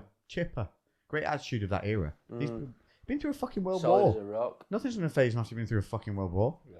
You know what I mean? Yeah. So, mustn't grumble. Then I've got his signature, Mr. C.F. Griffin, again in his handwriting, and then Pop Up, which is what he signed all his letters. And now this is what I called him as a kid, Pop Up. Pop what? Pop Up. Pop up. He was my Pop Up. Right, okay. Yeah. And then underneath that I have a sketched arrow going through a compass, and the other side of that is actually meant to be a clock, so it's meant to have numbers there that are not there yet. Because I didn't want to have just numbers. I wanted to get his birth date in Roman numerals, or something similar, something similar that would look like a clock face, but then obviously wouldn't be 1 to 6. Yeah. So I still got to decide what that's going to be. And then in the Mustn't Grumble and the Mr. C.F. Griffin and the Pop Up is his ashes are in the ink. So his ashes are actually in the ink? Yeah, they were put into the ink that was then put into me. Wow. Cool, isn't it? That is really... I've never So knew that. every time I look at that, it's his handwriting on my body that he wrote to me as a child. He'd send me like £5 in a letter and let me know how his week had gone that week or whatever. And it's just, I look at it and I smile. And the compass and the arrow and that is because he gave me direction in life. So it means something to me. Okay. Never get bored of it. But it's all black outline work and it was a fucking doddle. This sleeve on my right arm was pain. I earned that sleeve. This, nothing. dude, I could have these all over my body in a day. So easy. Yeah. If you've just got outline work on your arms and nothing else, you've not had a proper tattoo. Outline work there. Yeah, it was like heals so super easy. fast. Heals quick, no real pain. When they were doing it, it was literally just like, oh, that's cool. Like no pain. So I can see why that on there, because it's just outlines. But I like them. I heard stories. Like I was like, oh, neck tattoos really hurt. And I was literally bracing myself Is that your so first much. tattoo? No, he's got a cool kick-ass a Pokemon one on his forearm. Look at this. Oh, shit. Look at how cool that is. Oh, that is class. Isn't it sick? Explain to the people listening, Yusuf, what it is, because they can't see it if they're not on Yeah, YouTube. so I have another tattoo. This is I'm a big fan of anime still. I'm 26 years old, but I still watch it every single day. And one of my biggest memories as a child was watching Pokemon. So I thought, I love Pokemon, but I also love martial arts. So I thought I would put them two together. And I put Squirtle in boxing gloves and in boxing shorts. Yes. I put put Charmander in a gi, you know, with a black belt.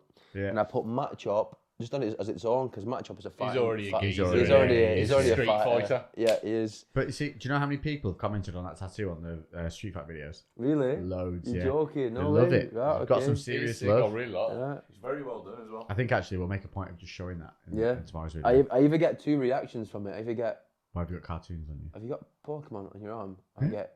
Dude, you got Pokemon on your arm. Yeah, and they're the people you care about. Yeah, fuck the other it people. really is. Like the woman who did this, she was like, as soon as I walked in through the door, she was like, "Is that a Pokemon tattoo on your arm?" I was like, "Yeah." She's like, "Oh my god, can I have a look?" All over it. I was like, "Do you think you need the colours redoing that again?" I do, because I think I need the colours redoing in this arm, and it's been like 8 years. They've held out well, but I just think they need pumping up a little bit again. Yeah, that's the problem with dude, colours, that's gonna suck, isn't it? Because it's the scraping. The colours are scraping. That's what sucks. Outline's fine. It's when they get in and start shading and doing stuff. Yeah, that's when it sucks. I'd rather get punched in the face, I'll be honest, than... Yeah, I think so. It's a different kind of pain. Not for the first 2 hours, but the third and fourth hour, rather get punched in the face. It doesn't stop bleeding. Well, I bleed out after 4 hours. Yeah. So I found out if I get tattooed in 4-hour blocks with the bigger stuff, you're right. I heal fast, it doesn't scab, I can go and train straight away, no bother, and it really doesn't hurt too much afterwards. If you slap it, it'll hurt, but I can get on with my daily life, no bother.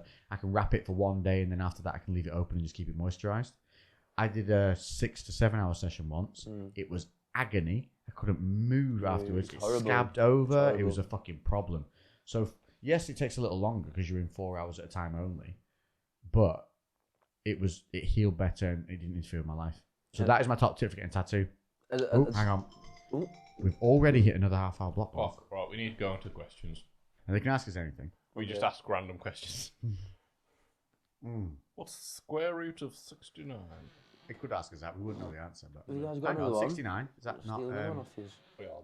If you have those ones in there, that's the ones we just had.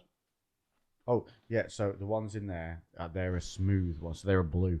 Now, apparently, blue in cigarettes is smooth or something or other. So this is the cigar version of less pepperiness, just really smooth. So which one? You could breathe those out your nose, and they're not really going to burn you. Okay. So just try it in comparison to this. Oh, so the first one I had was that one. The first one you had was a normal, normal with like kind of pepperiness and more heat as you get further down. They're much smoother, a lot less pepperiness. They're nice. Yusuf, I'm disappointed, mate. You're off to a great start, and then because he's drunk now because he's effectively had like 6 shots. I want him to be more drunk. I think that's going to be more entertaining. Tomorrow's videoing is going to be fun. He's already farting, so we want to see how this goes. Like, where else is he going to go? He's got no trousers on. He's got no trousers on, a cock ring, and he's farting. Welcome to the podcast, Yusuf. Oh, fucking hell, man. Well, I think Yusuf's going to be down at least once or twice a month from this point on now, because we're getting the Street Fight series going. We're going to film 4 videos over the weekend, and he's going to come down every maybe 2 weeks or so, and we'll get some of these done.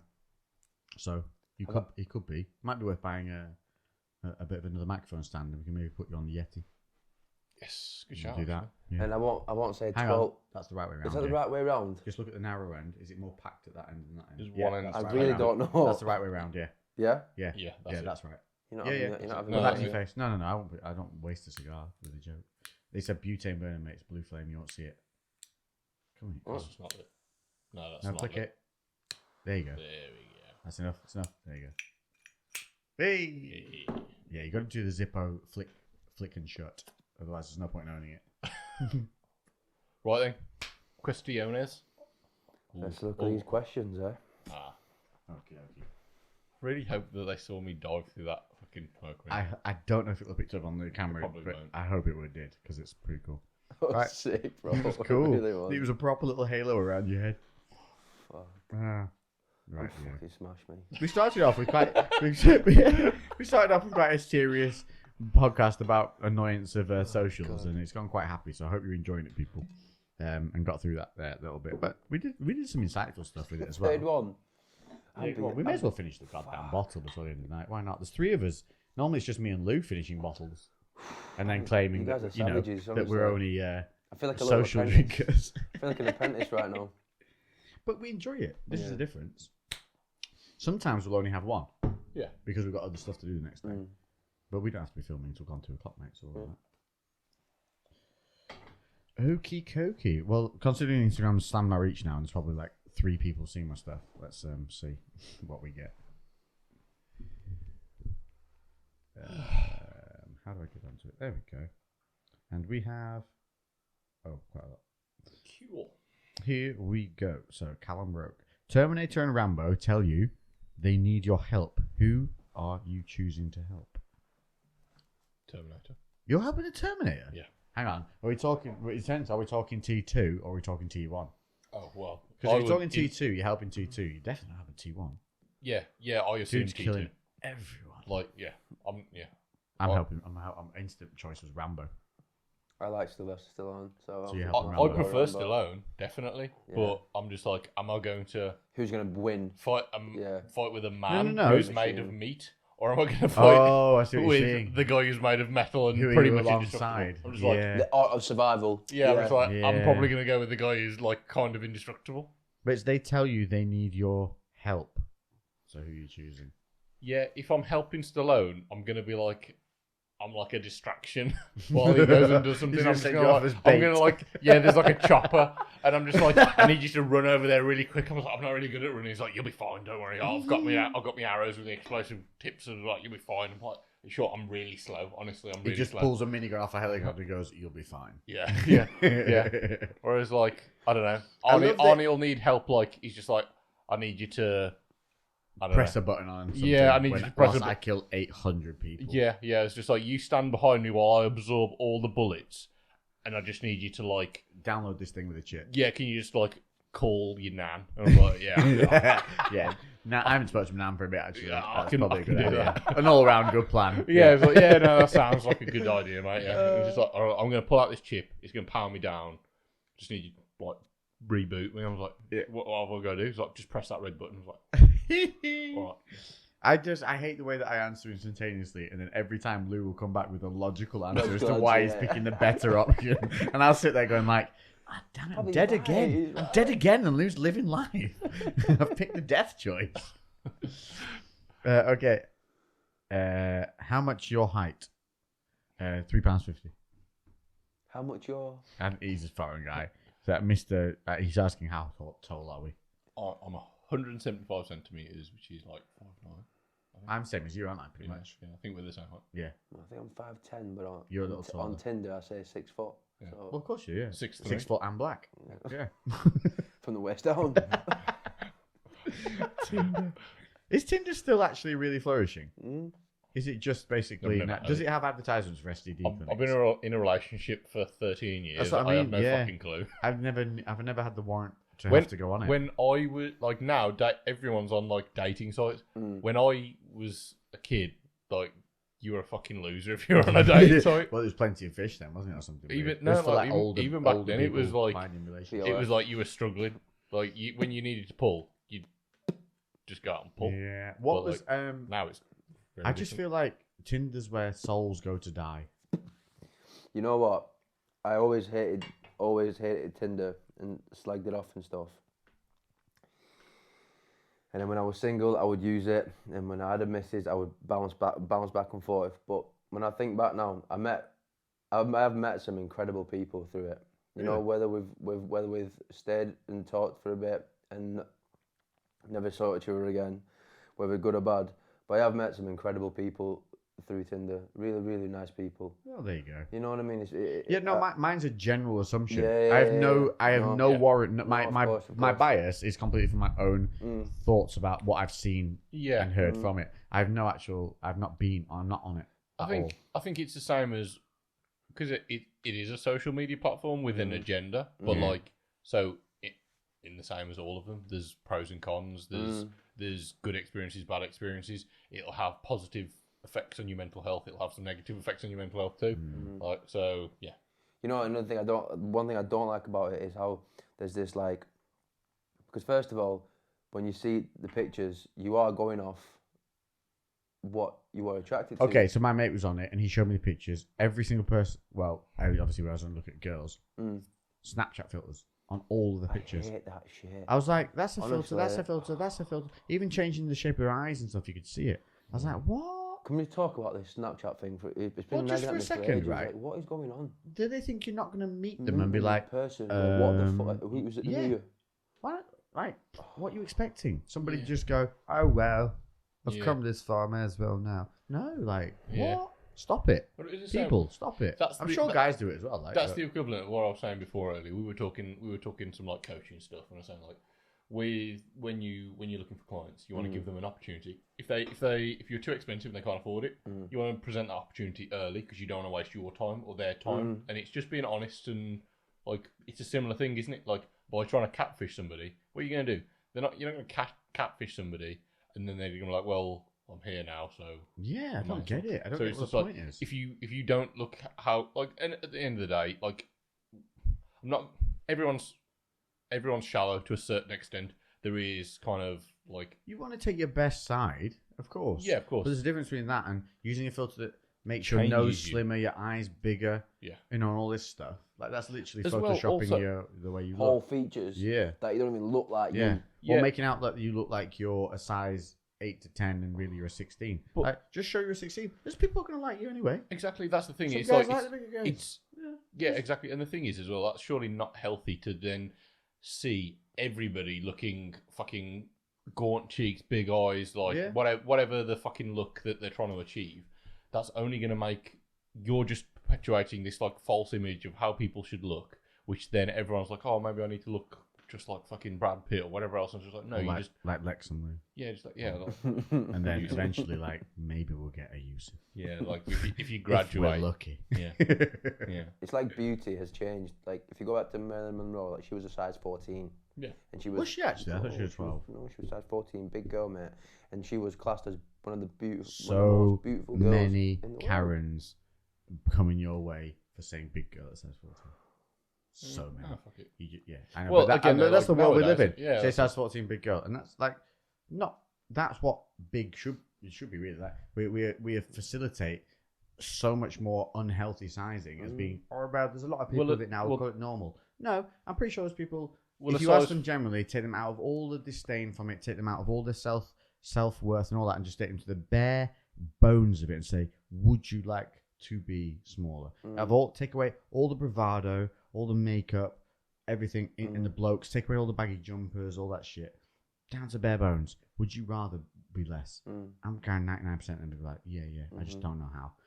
And that's fine. Yeah. And there are plenty of people in this world that will, I don't care. Like, this is the thing that people think. If you're in fitness and you look a certain way, people assume that you frown upon other people. Yeah. I don't give a shit. What I care about is when you give me bullshit on top of the way you are. Like, acting like that dumb. There was some dumb bitch that went on ITV and was literally she was morbidly obese and tried to claim that she was absolutely healthy and that her blood pressure was normal and all this. And it was absolutely fine. It was the way she looked. And I'm like, do you realize that there are people in a sensitive situation in their life who don't know anything about diet, don't know anything about that. They're in a certain way because they've either had something happen to them in their life that's made them eat for whatever reason, for comfort, or they've just a lack of complete knowledge, or they've low self-confidence. And you are literally drilling into them to not make themselves healthier and be able to live longer by creating a bullshit manifestation that being this big is healthy and sexy.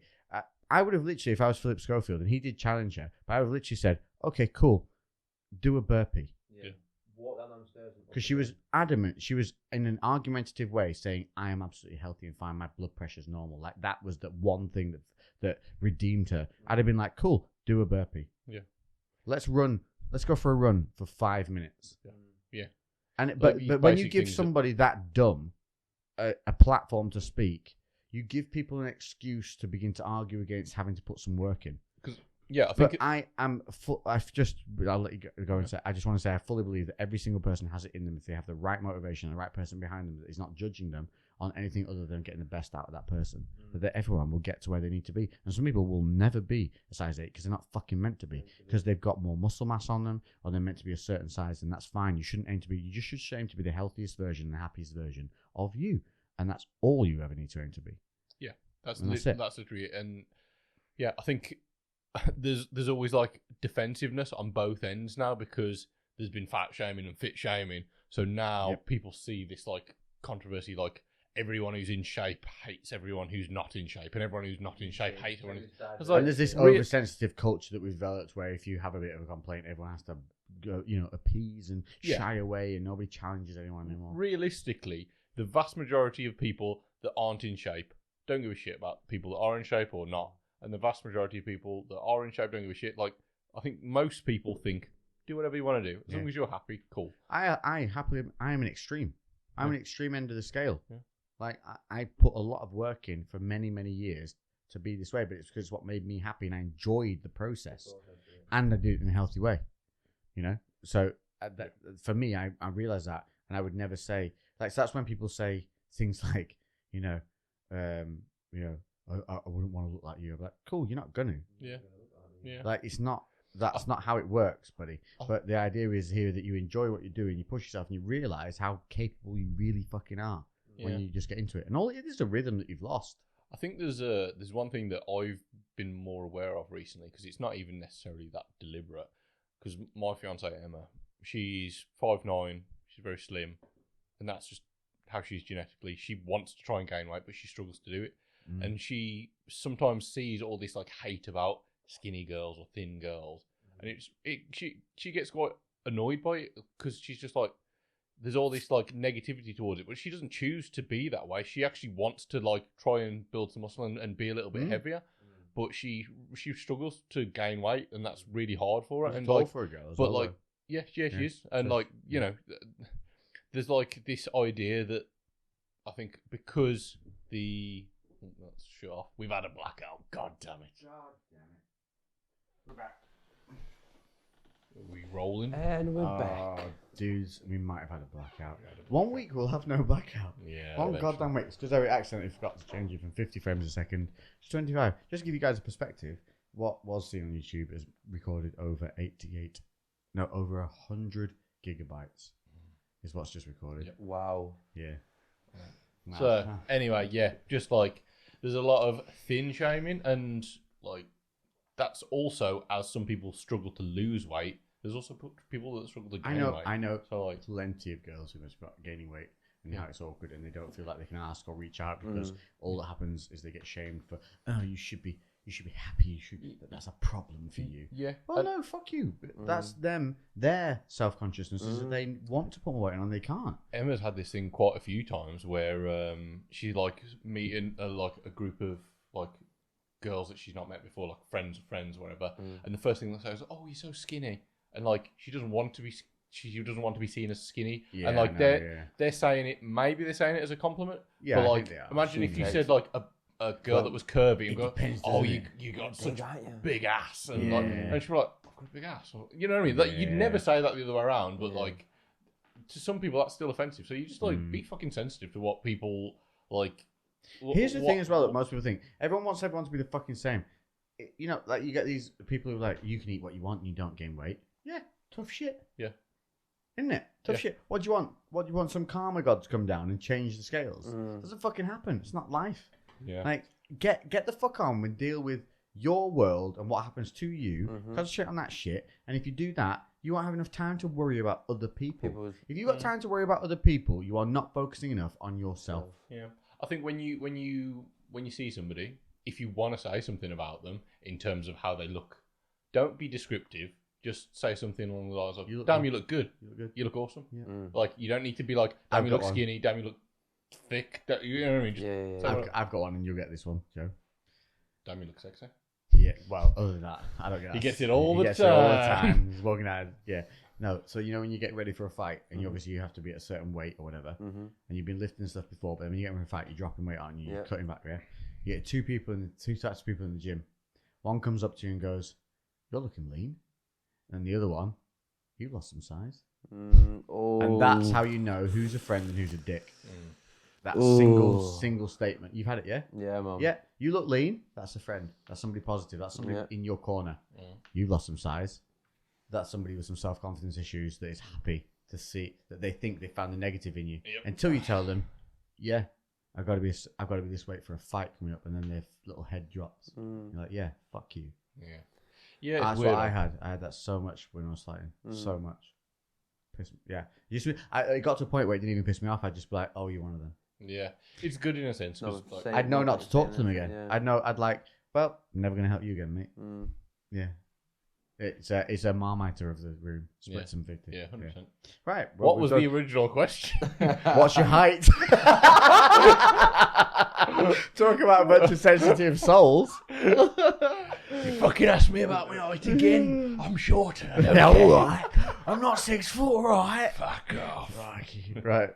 If you had the Infinity Gauntlet, can you say I love you guys? Your questions are amazing. These are all different people to norm as well. This is a word I can't even say. I'll try and say it. Pen every reg. That's what it comes out as.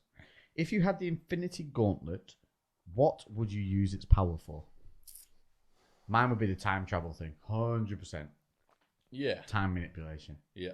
That's probably one of the most powerful things you could have, couldn't it? It does the whole where you can create an entire vision for somebody to think they're in reality they're not in.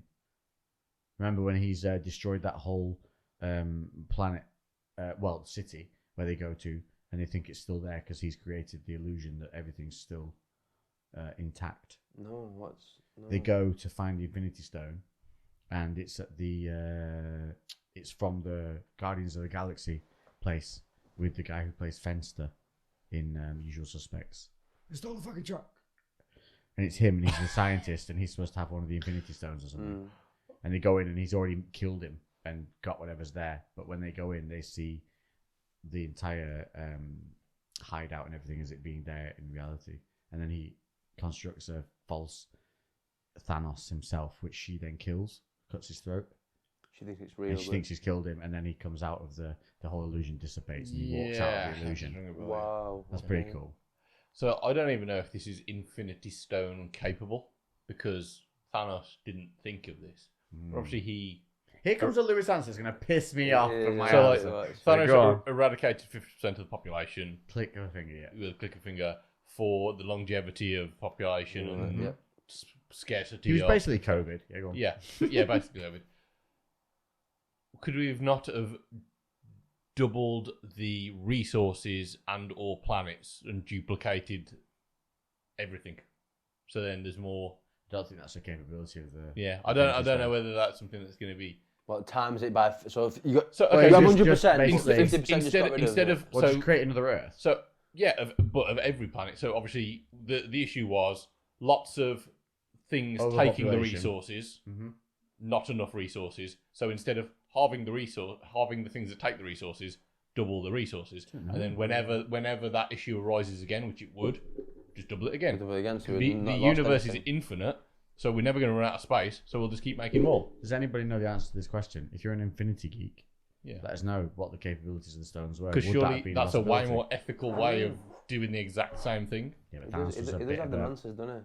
I know, that's what I mean. You answer and you're like, I'm okay with that, and then Lou answers and you're like, I hate what I said. I hate what I said. Yeah. I don't know Didn't whether think of it at all. the glove could do that. It'd be like, when you're given 3 wishes and you do them, you're like, yeah, that was good. I'm And then buzzing. Lou would He in comes and in would ruin all of your choices.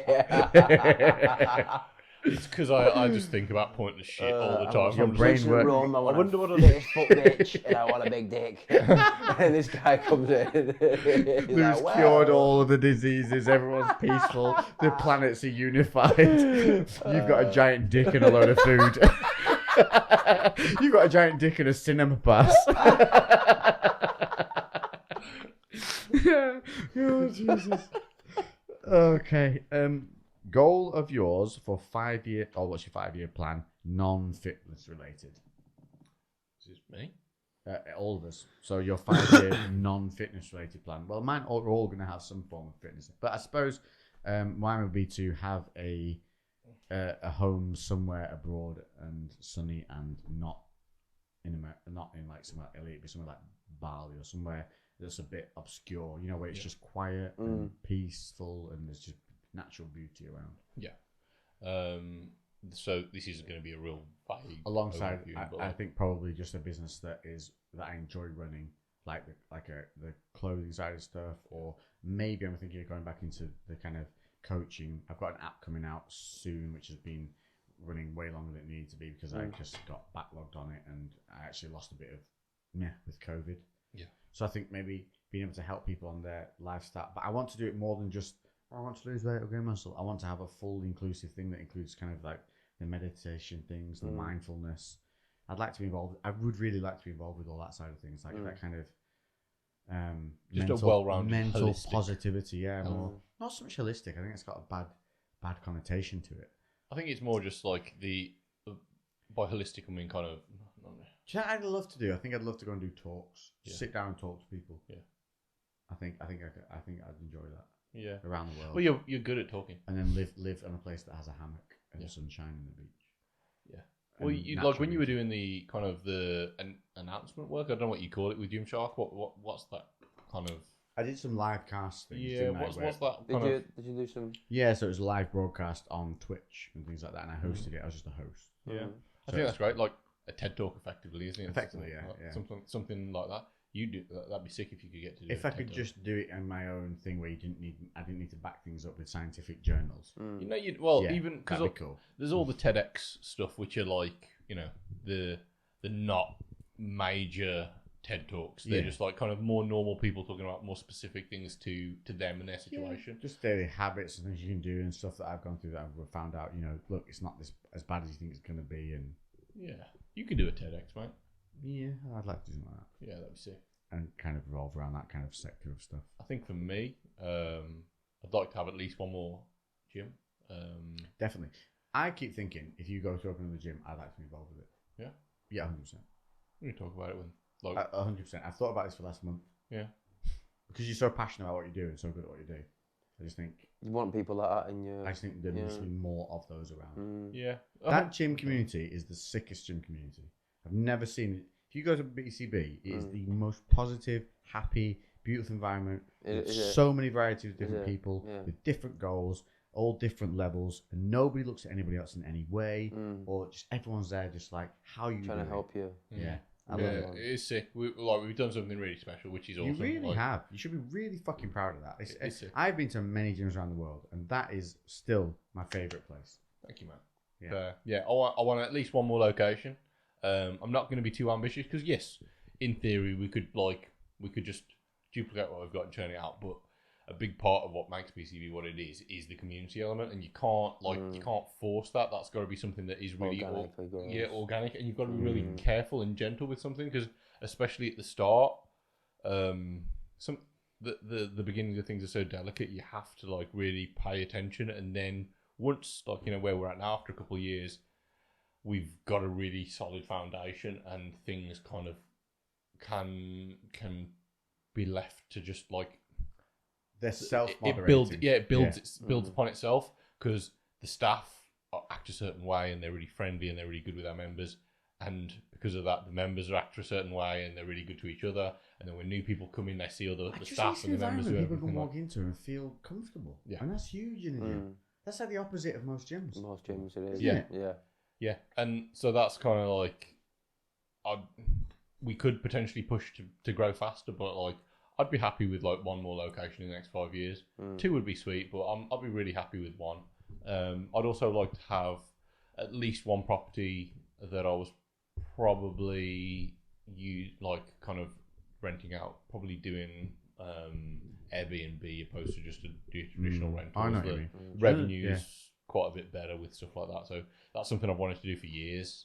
So yeah, getting a second property and kind of having another business up and running. I've got like 4 other business ideas that are like I just don't have the time to facilitate. So that'd be awesome to kind of maybe get one of those multiple ones started because they can spiral into the others then anyway. Yeah, and also Black Country Clothing. I'd like to have just one full-time member of staff that just handles the clothing side of things, so that's got a bit of pace to actually grow.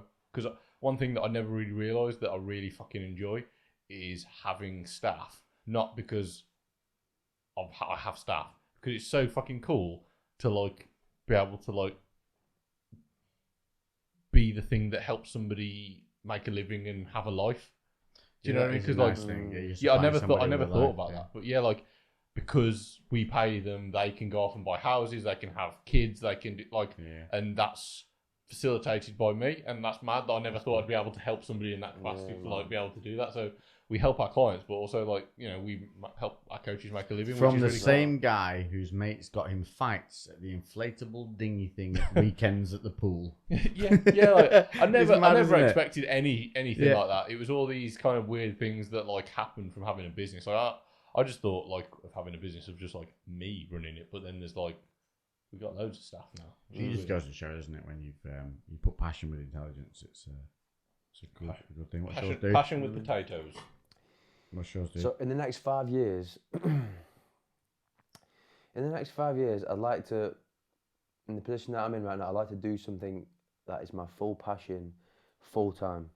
And you bounce. thrive in it. You're so kind of adept at doing a number of things. I mean, not only are you doing the fitness, that you're a mechanic. You can be a mechanic. You're a mechanic as well. Yeah. So you've got a lot of skill sets. I think you need to just dial in on what makes you, what's passionate, and then facilitate that. So you're at the situation where you do the day thing that pays the bills, and then you angle everything else towards making the passion your full time. You're at that point. That's what I'm exactly. Yeah. I'm at that point now where it's like it's almost becoming true. Which is cool, I'm almost like 60% there. Literally before this podcast started, you had a huge conversation with Lou about all this, which was a big eye opener for you. Yeah, it was. And this is what I mean. Universe brings people together, dude. And opportunities bring people together. When you bring like-minded souls together, this is what happens. You help each other. It's a positive fucking environment, and good helps good. Proliferation helps proliferation, and that's what happens. You hang around with dicks, you end up being a dick. Hang around with good people who you aspire to be, be like or get inspiration from in some form. It doesn't have to be in exactly what they're doing, just in maybe their mindset or the way that they have the drive to do something, and that spurs you on to do the next thing, and then provides an opportunity if you do something else. It really does. You definitely have the capability to be wherever you want to be, because you're a good human being, you're intelligent in what you do, you're very capable, you're a fantastic coach. The way you taught me to throw combinations when we did those fight videos together and stuff, years ago we're talking here, and this is when I was still training possibly to fight, and we'd do stuff together, and you'd set me up, and I'd be like, by the end of an hour session, I was like, oh, I can knock people the fuck out. Like, from these slight adjustments. Yeah, that was sick. I appreciate that. Thank you. Yeah, dude, you just, I think where you're positioned in Blackburn, there's probably very little that stokes your fire. Yeah. Because the people in those certain areas are don't very... get any more bigger than... No, their ambition is low. Since you left Blackburn, there's no one like PT wise or anything like fitness. Like I've only been a PT for 2 years, and there's no one like me. And I'm not being big-headed, but there's no PT out there. No, with the in-depth knowledge and what you want to do, yeah. Because your diet knowledge is good too, which is it's a different level. So it's been a big confidence boost. Definitely. I had a big conversation with my family. We all sat down on the table. Me, my sister, my mum, and we all sat down and we was literally discussing okay guys, where we're going, because there's only 3 of us, all our family is abroad where I'm from originally, so it's literally 3 of us in this country, and we sat down and was like, right, okay, what are we all doing, so my mother, she had a plan, and my sister, she's incredibly smart, I always say I was the dirt and she was the diamond in a sense, literally. And we all sat down and we had a conversation where we want to be, what we want to do. And it was really good because I feel like a lot of families don't really do that. Especially when I speak to my friends, or always, not to compare, but I always ask questions with my other friends just to see how they dialect with their families. I don't know, it opened my eyes massively. Your sentence opened up and was like, this is what we really want to do. Yeah, that's man. Cool, it was like, I was like, fuck, I felt the love. Do you know, even opening up and speaking to the people that you really want to do almost puts on the table this is my goals. And you're telling people, which kind of a way, you're committing almost a little bit to them. Yeah. Because you're putting them into the into the ether, into the universe. I'm a big believer. You got to put stuff out there. You don't put it out there, and nothing's gonna fucking happen. Like even gets to a point like where sometimes you're a bit timid of what you want to say, like or what you want to be, because like it's too big a dream. Exactly. Yeah. Exactly. Dream exactly. big. Yeah, exactly. Like, what's the worst that can happen? It's like fear is an illusion. When it really is, isn't it? It's an illusion of what others think of you. At the same time, like that's well, isn't it? When you want to do something. When you first started ever YouTubing, Lex, like the thought process must have gone through your mind, like, oh, what are these guys gonna think? I don't know. I don't know. Do you know? I don't know if I ever thought that because I was watching so many other people. People say that. Were you self-conscious about you? No, because I used to watch Matt Ogus and Lavado, and I loved it. And I thought, if they that's can cool. do that, why? That's cool. Yeah, I'm gonna do that. It's cool. What's the worst that can happen? No one will watch it. Like and I'm not one to take offense easily either. It's like if you have somebody who has an opinion of you that's negative, all that tells me is that person is an opinionated person. It doesn't mean that what they think is true of me. I think the worst thing that can happen in most cases is you're going to fail, and you learn. Failing is a really good opportunity to learn some new things. Like we've had loads of issues with the business, loads, and as long as you can keep a really clear objective mind of okay, this is a problem that we've had. How are we going to actually prevent that from happening again? Making mistakes is it's part of the game. Yeah, it's literally part of it, and it's the best way to actually improve the systems and make things better. As long as you can not be, you're going to get upset, but not be too emotional about the situation and be like, okay, what's happened? How can I fix it? How can I stop it happening again? Then you can do a lot with it. But it's part of it, and years down the line, 3 or 4 years. If you never failed at anything, you would never be successful. Yeah, exactly. End of. End of. Most people who are successful in a huge way have failed a lot more times. 1,000 times more percentage than success, but they just kept persevering. They were like, okay, cool, learn, next, move on, don't do that again. Yeah, 100%. When either if you're still around or when you're back in a few weeks' time, I'll happily sit down for a good few hours where we can actually run through everything in more detail, and I'll bring my laptop so I can go through everything. I will also be sitting down and learning. Yeah, I'm gonna just run through some bits, but I think that I don't know, from what you were doing, the level that you were delivering for people was so above what. What's your website? YusufFitness.com. YusufFitness.com. Listen, if you want a committed coach, Yusuf is all in 24/7 hours access. Yeah. Nudes included. Yeah. But no, on serious note, puts a lot of effort in, and we've just all sat down with him and said, for far too little. Yeah. Your time is valuable. Your time is your knowledge is worth. It's a lot of things that you're imparting to people that they can take on for the rest of their lives. You're delivering something in a non-blind way. Like a lot of coaches will keep people in the dark, so they have to keep coming back to them. You don't do that. You're imparting why you're doing something with somebody, the reason you're doing it, and how you're doing it, so they can keep that for the rest of their lives. That's worth something. And those people will happily, even if they are gone after 6 months and replaced with somebody else, for the rest of their time, they'll have learned what you taught them, and they will come back if they struggle again, because you're the person that taught them where to get them to a certain point. And that's huge. I just never saw it. Honestly, when you have that conversation about that. You have to know your own worth, and that's a good thing for everybody to know. Know your own worth. If you know something and you're teaching something, you're imparting something that other people are taking away that they can stick with them for the rest of time. That's value. Don't give that away. And if you're putting time in and effort, work out how much time you're putting in, how much effort you're putting in. I mean, reality, not you're putting it in and having a brew every 10 minutes or whatever. I mean, the legit time you're putting in, and work that out per hour.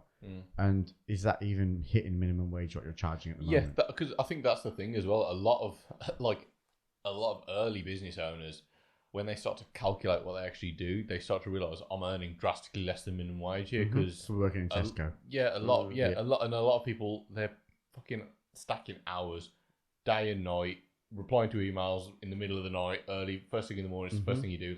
No one else fucking does that for minimum wage. Nope. You go off, do your job, and then when you're done, and you don't have to think about it. That's how most things work. So when you factor in all these other things, it's most people that kind of have their own business, especially early days, they don't get paid fuck all compared to Dude, what they I actually earned do. nothing for like the first 2 years. You've got to grind for a long time, and that's Yeah. part of the process because you then start to understand your own worth and you value yourself. And for anyone because I see all this shit on on fucking YouTube comments where people are kicking off saying, "Oh, why have you got this program out for that much?" And I was like, because they need to earn a fucking living because they've got bills to pay. They want to have a fucking family. But the people that are saying that there's are nothing the people wrong with charging for something. the people that are saying that are not your target audience. Yeah, They're the people that want something for nothing, and they will continue to want something for nothing for the entirety of their lives. Yeah, because they don't see value in what they're looking at. And I can understand that some people can be jaded by being ripped off by somebody like that. What's that son of a bitch who advertises V-Shred? Oh yeah, on YouTube, absolute scam artist. Dude is basically the face of a bunch of cunt-ass companies. You watch him in his advertisements. If you can bear to watch one of his advertisements all the way through, watch how he doesn't even know what he's talking about because he's reading a script from the company who's paying him to just sell this shit. That he just, yeah. It's completely like he doesn't even believe what he's saying. If you watch it, you'll see that. And these are assholes. But there's always going to be an asshole that tries to take advantage of people. That doesn't mean everybody's an asshole. There's just legitimate people out there. So if you have a coach now that you're not paying much for, and you know you're not paying much for, and that motherfucker's putting the work in, show them some fucking reward. Appreciate what you're getting. Yeah, because you're lucky. Because they will eventually realize their worth. And unfortunately, the very, very vast majority of people that become personal trainers or coaches don't stay in the industry very long because they can't make a living. They get ripped off. Yeah, they get ripped off. Yeah, they spend a lot of time and a lot of energy on something that because they feel pressure to give information away for free all the time. Like they just get to a point where they can't get clients because of that. And that's fine. Everyone likes to share information out, but there's a limitation to that. Yeah, you're like, okay, when you want to go and buy a car, they'll let you test drive it, but then you're like, can I have it for a month then?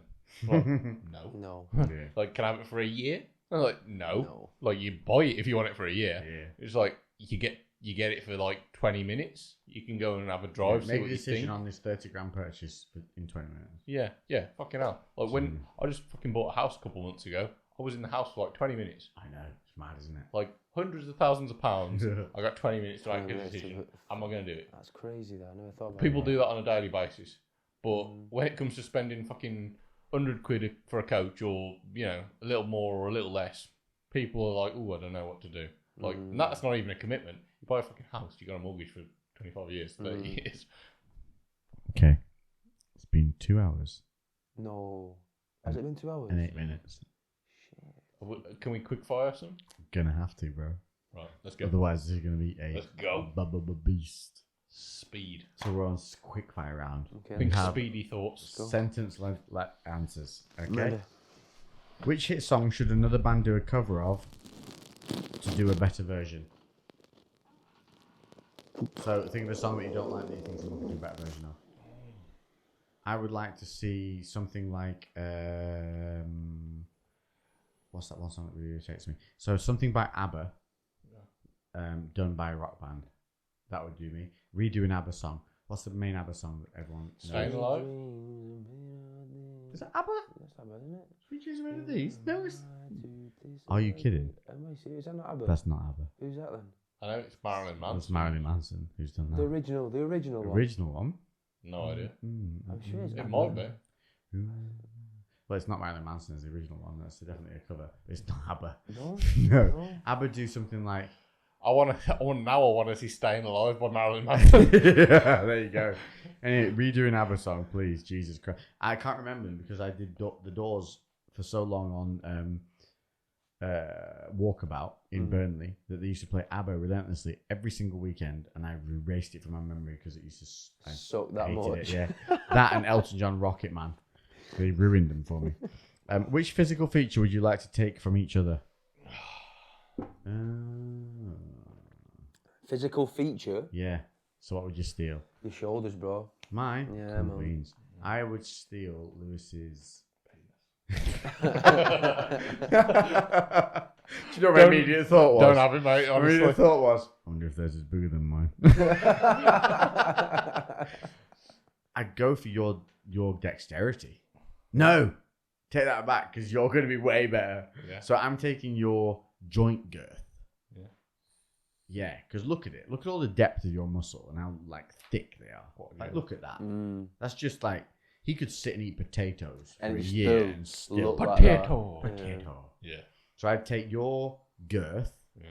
I'd take your physical prowess, as in like fighting acumen. Yeah, that'd be me. That'd be like I'd be Tank Abbott but fit. Tank Abbott's physique goals. Tank Abbott but actually able to fight with technique. Yeah, Lou, your intelligence, bro. Oh God, no. No, you're not allowed to take that. This is physical attributes. Physical feature. Well, it's strength then. Oh no. Yeah, you're stronger than both of those. Not really. In some movements potentially. Yeah, hip thrusts. Yeah. Thick old glutes. Hold on, what are you taking from next? Shoulders. Shoulders, that was it. Okay. Alright, so I'd say that's like I'm just gonna go for Lex's torso in general. He's got a good torso, thick wide back, good shoulders, really good biceps, good triceps, nice tight core. I'm gonna have some good dreams tonight. Yeah, got a good torso, and I'm going for the hairline of you. I was tempted to go with something in this because the eyebrows are good, the hair's good, yeah. the general look. He's got I've big old shaved, forehead, but I still look awesome. Look, yeah, I'm still not shaved, bro. No effort made, yet looks fashionably awesome. Yeah. I think you've got a really good face to forehead ratio. Yeah, I'm biased on the forehead side of things. More forehead than I've got foreheads to spare. I feel like my under chin here is too. So I have like a bit of muscle here that almost makes it look underneath here. Under my chin. My chin's there and then it rounds underneath my chin. Right. It's not a double chin or anything like that. I've got a big chunky bit of muscle here that rounds off. Underneath. What? So instead of being flat like this, it's like yours this. is flat. Mine has a bit of like a taper. This like a belly. Muscle belly. It's a muscle belly, but it's super annoying because it makes me look like it goes like chin and then another bit. Right, okay, well. Not a lot, but I know. You probably wouldn't even care, but I notice it. Yeah. You've got a fucking beard, so you'd have to burrow through it to find it. I know. And that's not even the reason I grew a beard. Yeah. It was only when I shaved the beard off I realised I had that. I was like, oh. That's not a straight line. Yeah. Yeah. What did you take for granted? What has it gone again? Motherfucker! So that then, innit? What? That's just time. Oh. It's like a hawk, mate. I literally saw it. I'm not paying any attention. Be a video hawk. I'm not paying attention. You notice it less than me, and it's more in your vision. Yeah. I know. What did you take for granted before COVID that you now won't? 100% the nature that's around you and where you can go when you can't go anywhere else. Like what's on your doorstep and neighbours. For me, I think nature wasn't necessarily one. I walked a lot with my dog and stuff like that, so I think that was good. I think I always considered myself to be very independent, not really needing much social interaction because I enjoyed my own company quite a lot. And then when so much of that got removed, I actually really realised how much I value even just the small interactions that I make with members that I get on really well with, and I just seeing regular faces and saying how are you and asking people how their day is and them asking you, that's really important. So yeah, valuing friendship on a micro level, that's really important. Yeah, good point. What was the question again? You just listen to all the answers no idea what I'm talking about. Where am I? Wait, I remember. What did you take for granted before COVID? Yeah. Flip side of things with me and you. So socialising. See, I'm a social creature, and I felt Dirty Debbie. The gummy bears. Dirty Deborah. The gummy bears. I miss Dirty Deborah, man. Honestly, I think if it was socialising, I did miss it. Human interaction. Yeah, man, I'm a social character. I like to interact with human beings, and I really felt isolated. I really did. I didn't like lockdown, even though I didn't listen to the restrictions. But I saw my missus. I'll be straight up. I saw my missus. I saw one or two of my friends. I still felt like you didn't lick them though. So you're all good. No, I didn't lick them. But I went on a fucking mask. I'll tell you that. But didn't lick them. The masks are a joke anyway. Unless you have that filter within them, they're absolutely fucking redundant. So I don't know why we've all been suddenly. Well, not me. I haven't. But I don't know why the nation has been suddenly brainwashed into this mask nation where they're all wearing paper masks that literally don't stop shit. Is it They true? actually cause more bacteria. Yeah, because you're fiddling with the mask, touching your face more, touching other stuff. Yeah. Anyway, yeah. Let's not get into that. If you could change, if you could change one thing about yourself without losing anything, what would you? Fuck it, let's just all be taller. Job done. Cool. Your influence a lot. Me and you are 6 foot, and you're 6'3". I'm 6 foot already on Tinder. Yeah, mate. you're Alright. 6'3". You're 6 foot on Tinder already. It's just the easiest thing, isn't it? Because we're not 6'4", so we can be taller. So easy. I don't actually want to be taller. No, I'm not asked at all. Yeah. I think maybe not have my injuries from 10 years ago from fighting. Or to realise I had them, so I'm not dealing with all the lopsidedness now. Yeah, I think kind of unfucking some of the things I've done over the years, injury wise and mobility wise. I'd like to be as mobile and agile as I used to be when I was like 18, and I could just fucking fold myself in half and I was sound. Yeah. You influenced a lot of people for the better. Who were your influences when you started? Greg Plitt. He was always a good one for the motivation. I definitely watched a lot of him. Matt Ogus when I started on YouTube. Yeah. Matt Ogus, Chris Lovato, Greg Plitt. And I think that's all that really springs to my mind straight away. Yeah, for me, August Lovato, Elliot Hulse from Strength Camp. I never got on with Elliot Hulse, bro. He's Really? Really? I actually think he was a bit of a You tool. and Elliot Hulse, bro. I was Really? Me? when I first met. Yeah. Early days, right? Elliot Hulse in the original and the second gym. Really fucking... Strength Camp. Yes, man, the old Strength Camp. I've got like a couple of Strength Camp vests and like wristbands that I bought and shit from It's fucking just years too ago. cheesy for me, man. Like, but I think you must have caught on after After like, him. when it like I followed Elliot Green Hulse. top. That He green, had like yeah, 3,000 subs when I followed him. And he was just raw. Yeah, and it was just him in with a shitty camera. His first gym where he got attacked by a drug dealer's dog and stuff like that. It was like, proper. I know that he was legit and really good, and I remember. I think a lot of people went away because he lost his way a little bit and got a bit too. Yeah. What's the word? Omar Commercial. Isuf as well. He's no G. Omar Omar's is been around for legit fucking the best. ages. He's a sick human being. Yeah, I'm so glad. Like, I got to meet Omar because I went to Toronto before we opened BCB. I met Omar for a bit. I trained with him. Isn't he Such just a the nice best? guy. Honestly, The best. like, I need you to The best. message him for me because I fucking like Omar so much. Yeah, he's so cool. He won't. He's 100% exactly who you see. Yeah. Such a good guy. Yeah. So we'll take time out of his day to help. Oh, you're so good. Should we go to Toronto, mate? Yeah, I would go, honestly. Let's go to Toronto when I would go, everything opens up. He's legit one of my favourite human beings from when I met him. Awesome guy. Could you please address the importance of programming properly for your goals? Oh, 100%. If you don't have a program and you don't have a goal set, you're going to be pissing in the wind and you're basically going to flip-flop. You're not going to have a strategy as to getting from point A to point B, and you're going to get distracted and you're not going to have any reason to keep pushing forward. And it's that simple. Yeah, 100%. Everyone's the same. Everyone needs a goal set. Some of these like old BS kind of bodybuilding programs that just have you doing the same things day in, day out. You need progression built in, whether it's more sets, more reps, more volume, you know what I mean, like more weight. You need to do more over time to get better. Full stop. Cool. Anything for that? No, just volume and intensity, man. That's what I like to go. Progression. Yeah. Intensity and volume. Yeah, because your intensity level alone can be a progression point. Yeah. You push more, you get more volume. But yeah. Talking to intensity. Tips for strengthening your legs. Mechanics. Make sure your mechanics are functioning properly and that you're firing what should be firing and not just shifting the weight from A to B. Make sure you're lifting it with the legs. I think that's the biggest thing you can do is technique critique. Yes, making sure that there's good movement integrity and then get savagely strong with good technique because you massively underestimate what you're capable of doing. Go back to good technique, be pissingly weak and accept it and go, cool, I'm going to build from here. Yeah, don't go heavy and do fucking half reps. I always say this to my clients. Jesus. I can squat 120 and then I go, right, okay, go on, squat 100, and they go and they fucking get about hips lock out, everything's wrong. And then the back curls like fuck. Yeah. I'm like, you can't squat 130. You can't do it, so drop it down, do it right. You're going to get more from the 60 kilograms done right than 130 Then the done wrong. 130, exactly. Yusuf, how are you enjoying the podcast? Loving it. My second time now. I've said more than 12 words because I'm pissed. You've learnt about the school glasses and not to go too quick, too far. You started. You were like knocked that tortoise one in the hair, isn't it? Yes. Tortoise in the hair. You will learn.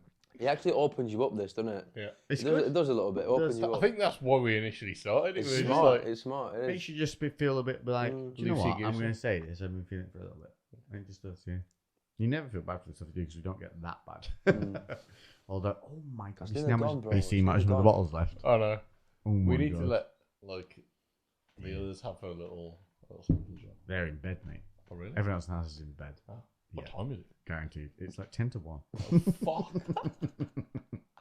If you could invent a competitive sport, what would it be, and what slogan would you give it? You guys are insane with your questions. Can we just say this? How do you come up with them?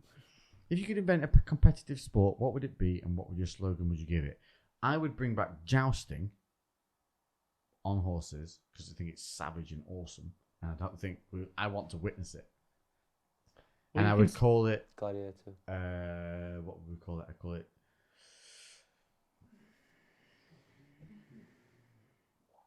You couldn't just call it jousting. That's too boring. You have to call it something like spearheading or. Oh, what's the word for when you kebabbing? Kebabbing into a skewer. Skewering. Like a human Skewering, yeah. skewering. Yeah. I like that. I like that. Yeah. I'm gonna have to go. I'm gonna go like animal grappling, and there's like a You progression. wrestling a bear. No, and it's gonna start off. There's like a Cat. yeah. You start off. Tiger. It's like Fuck fighting a cat, dude. what's it called when it's like there's like a Hierarchy, what's it called? tier system. Like they used to do it in Pride. where Iron Man. You know, like Pride FC, where they'd have like all these people that go against each other, then the winner would move on to the next level. Iron Man tournaments. Yeah, but that wasn't the word for it. It was like a I know what you mean. like a structure. There won't be any weight either. Different you weight literally classes just as well. everyone fights. Whoever wins moves on to the next level, and then that group of people fights, and that would happen in like one night. Yeah. So you just do that with like animals. like a They were called tournament. Iron Man tournaments. I don't know. Well, yeah. So Pretty like, sure that's what just they're do called. that, and then there's just a progression up to like whatever makes it like just a Bear shark, versus just like fucking- grappling a fucking alligator. Yeah, just like animal wrestling. So yeah, okay. So yours is basically endangered. So it's like species it's versus- basically a combination. Endangered it's a combination of WWF as in World Wildlife Federation and WWF as in World Wrestling Federation. It's a combination of WWF, WWF. World Wild Wrestling Wildlife Wrestling World Foundation, World Wildlife. WWF. Here's an extinct panda. Is the only one. It's about to get killed. Here you can see Lewis choking out the last remaining panda. I think probably gladiators. Actual Roman gladiators. Actual Roman That is a good gladiators, the call. best of the Between best. all of that, we've got a Man. pretty sick TV network going on. We only need those 3 programs, and I think we kill it. Good one. We got much more? Yeah, we've got 5 more. Best gig you've ever been to? Best gig I've ever been to. Mine was, and I'm going to be a shocker, Black Eyed Peas. Black Eyed Peas. They I've put on never a seen them. absolutely sick show. The level of kind of... Have you put sunglasses? How are you now rock star in it? 5 to I'm 1 in gonna the morning. urinate. I need to go. Mine's Black Eyed Peas. They put on a full-on show. So you get all the Black Eyed Peas to come out and do all the songs you love. Then they come out individually and do their own skill set. That's incredible. And the main guy, what's he called? why? I've not even got a click. I'm terrible at remembering names. You'll know. Will I Am. Will I Am. Will Oh, he comes out to DJ, because he's a DJ, isn't he? In a full robotic outfit that has lasers firing off it, and he just lands bangers on this elevated robotic arm stage that flies over the audience. That's incredible. Yeah, they each come out and do something mad like that. That's been thought And you out got of, hasn't Fergie coming out, beasting songs because she can really sing. National anthem not included. Just the best, and I was like front of the stage, bouncing, just amazing time. It was in Manchester. Yeah, man. What was yours? Best gig ever. Best gig ever. Yes, sir. You know what? It would have to be. You're gonna laugh at me here. It'd have to be Creamfields for me. Yeah, I've never been. Creamfields, dirty sesh, man. Yeah, especially if you're in the vibe. Dirty sesh. In the vibe, on the special things that make the vibe better. And you know what? I was that fucked. I don't even know who it was. I love how I went diplomatic with it. You were straight fucked.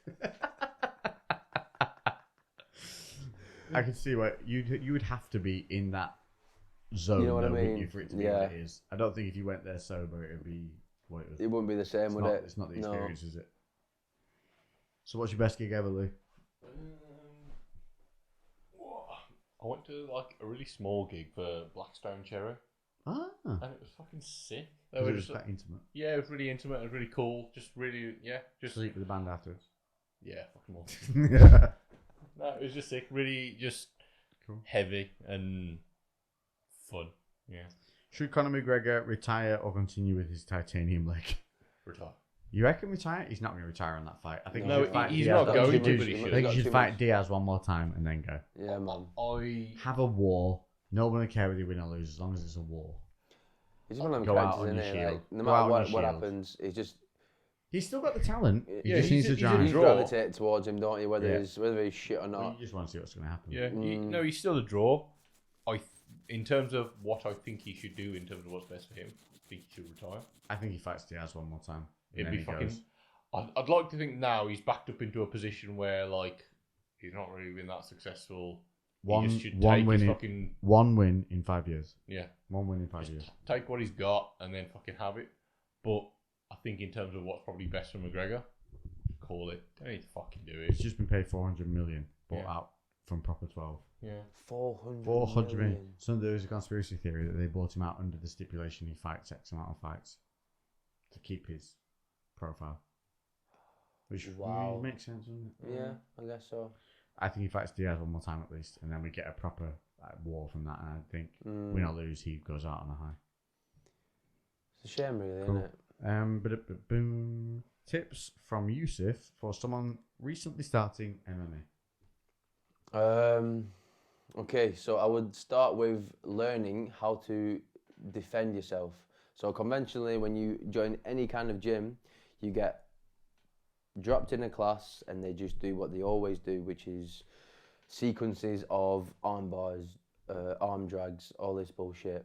If I could go back in time and have the knowledge that I have now, I would do escapes and defenses only. So I would make simulations like, let's say someone takes you back, for example, and they want to choke you out.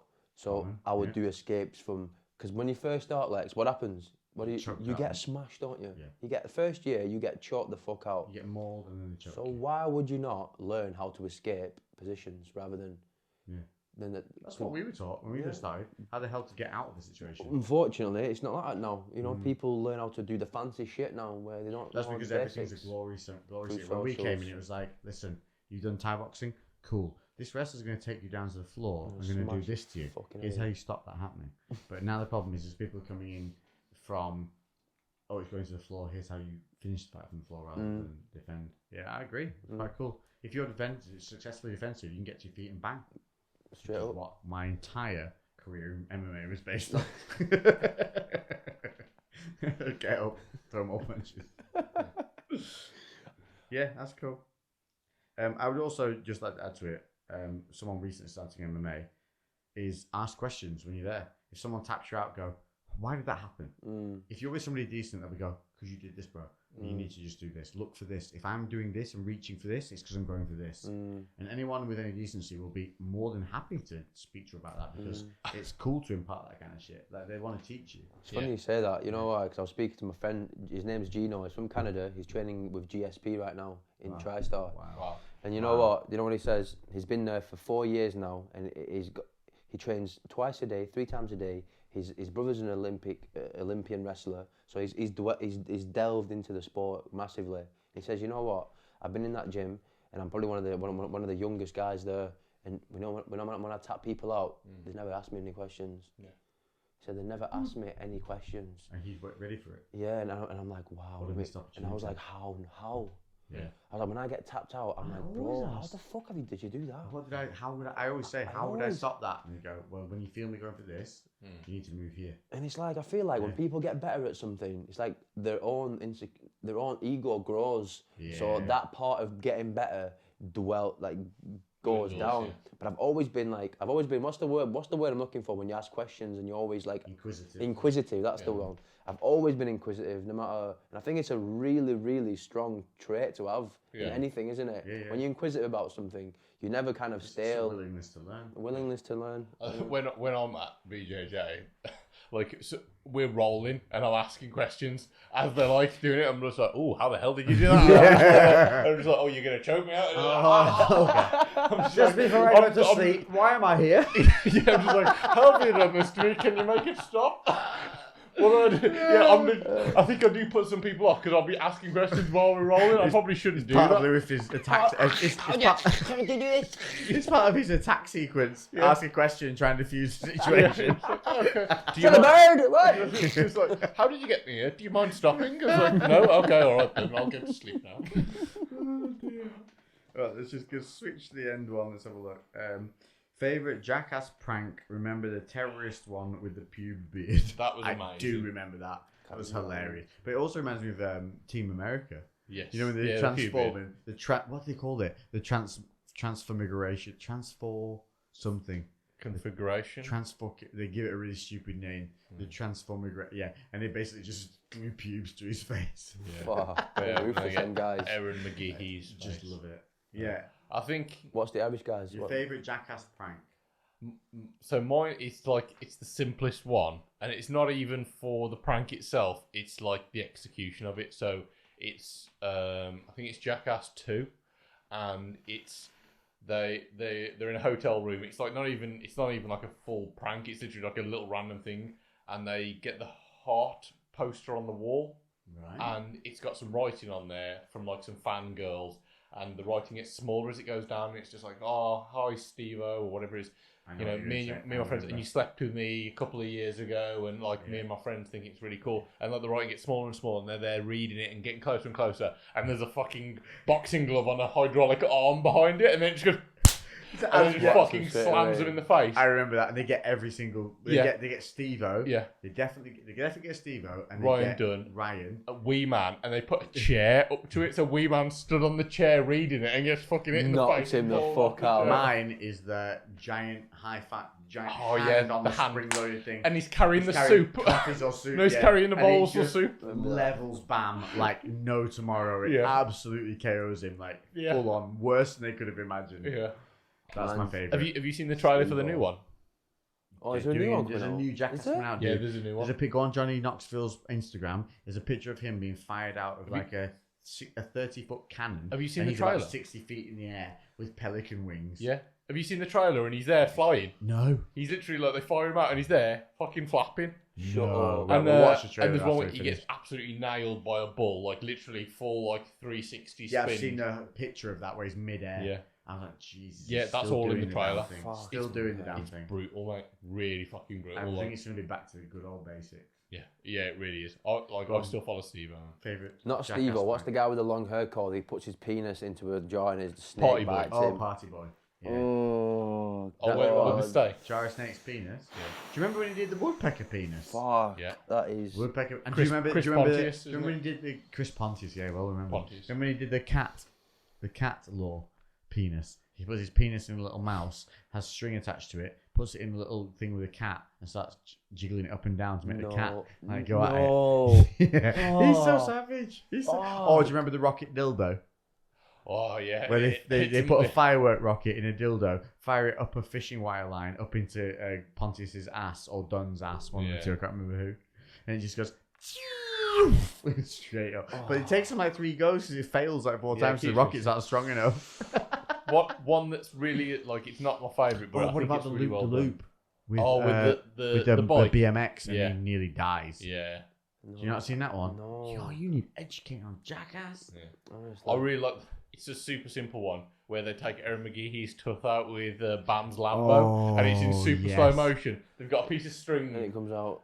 tied to his Lambo, and he just floors it, and then literally you see it in slow, like super slow, and it Ripping just goes out. shink, Yeah, and there's like no resistance. It's just like yeah, perfect. Yeah, I remember that. Oh fucking god, balls. And he's It's still got tough that no tooth to this day. Yeah. He bears that with pride. they don't give a fuck, do they? You need to watch more Jackass. I do. It's been a while.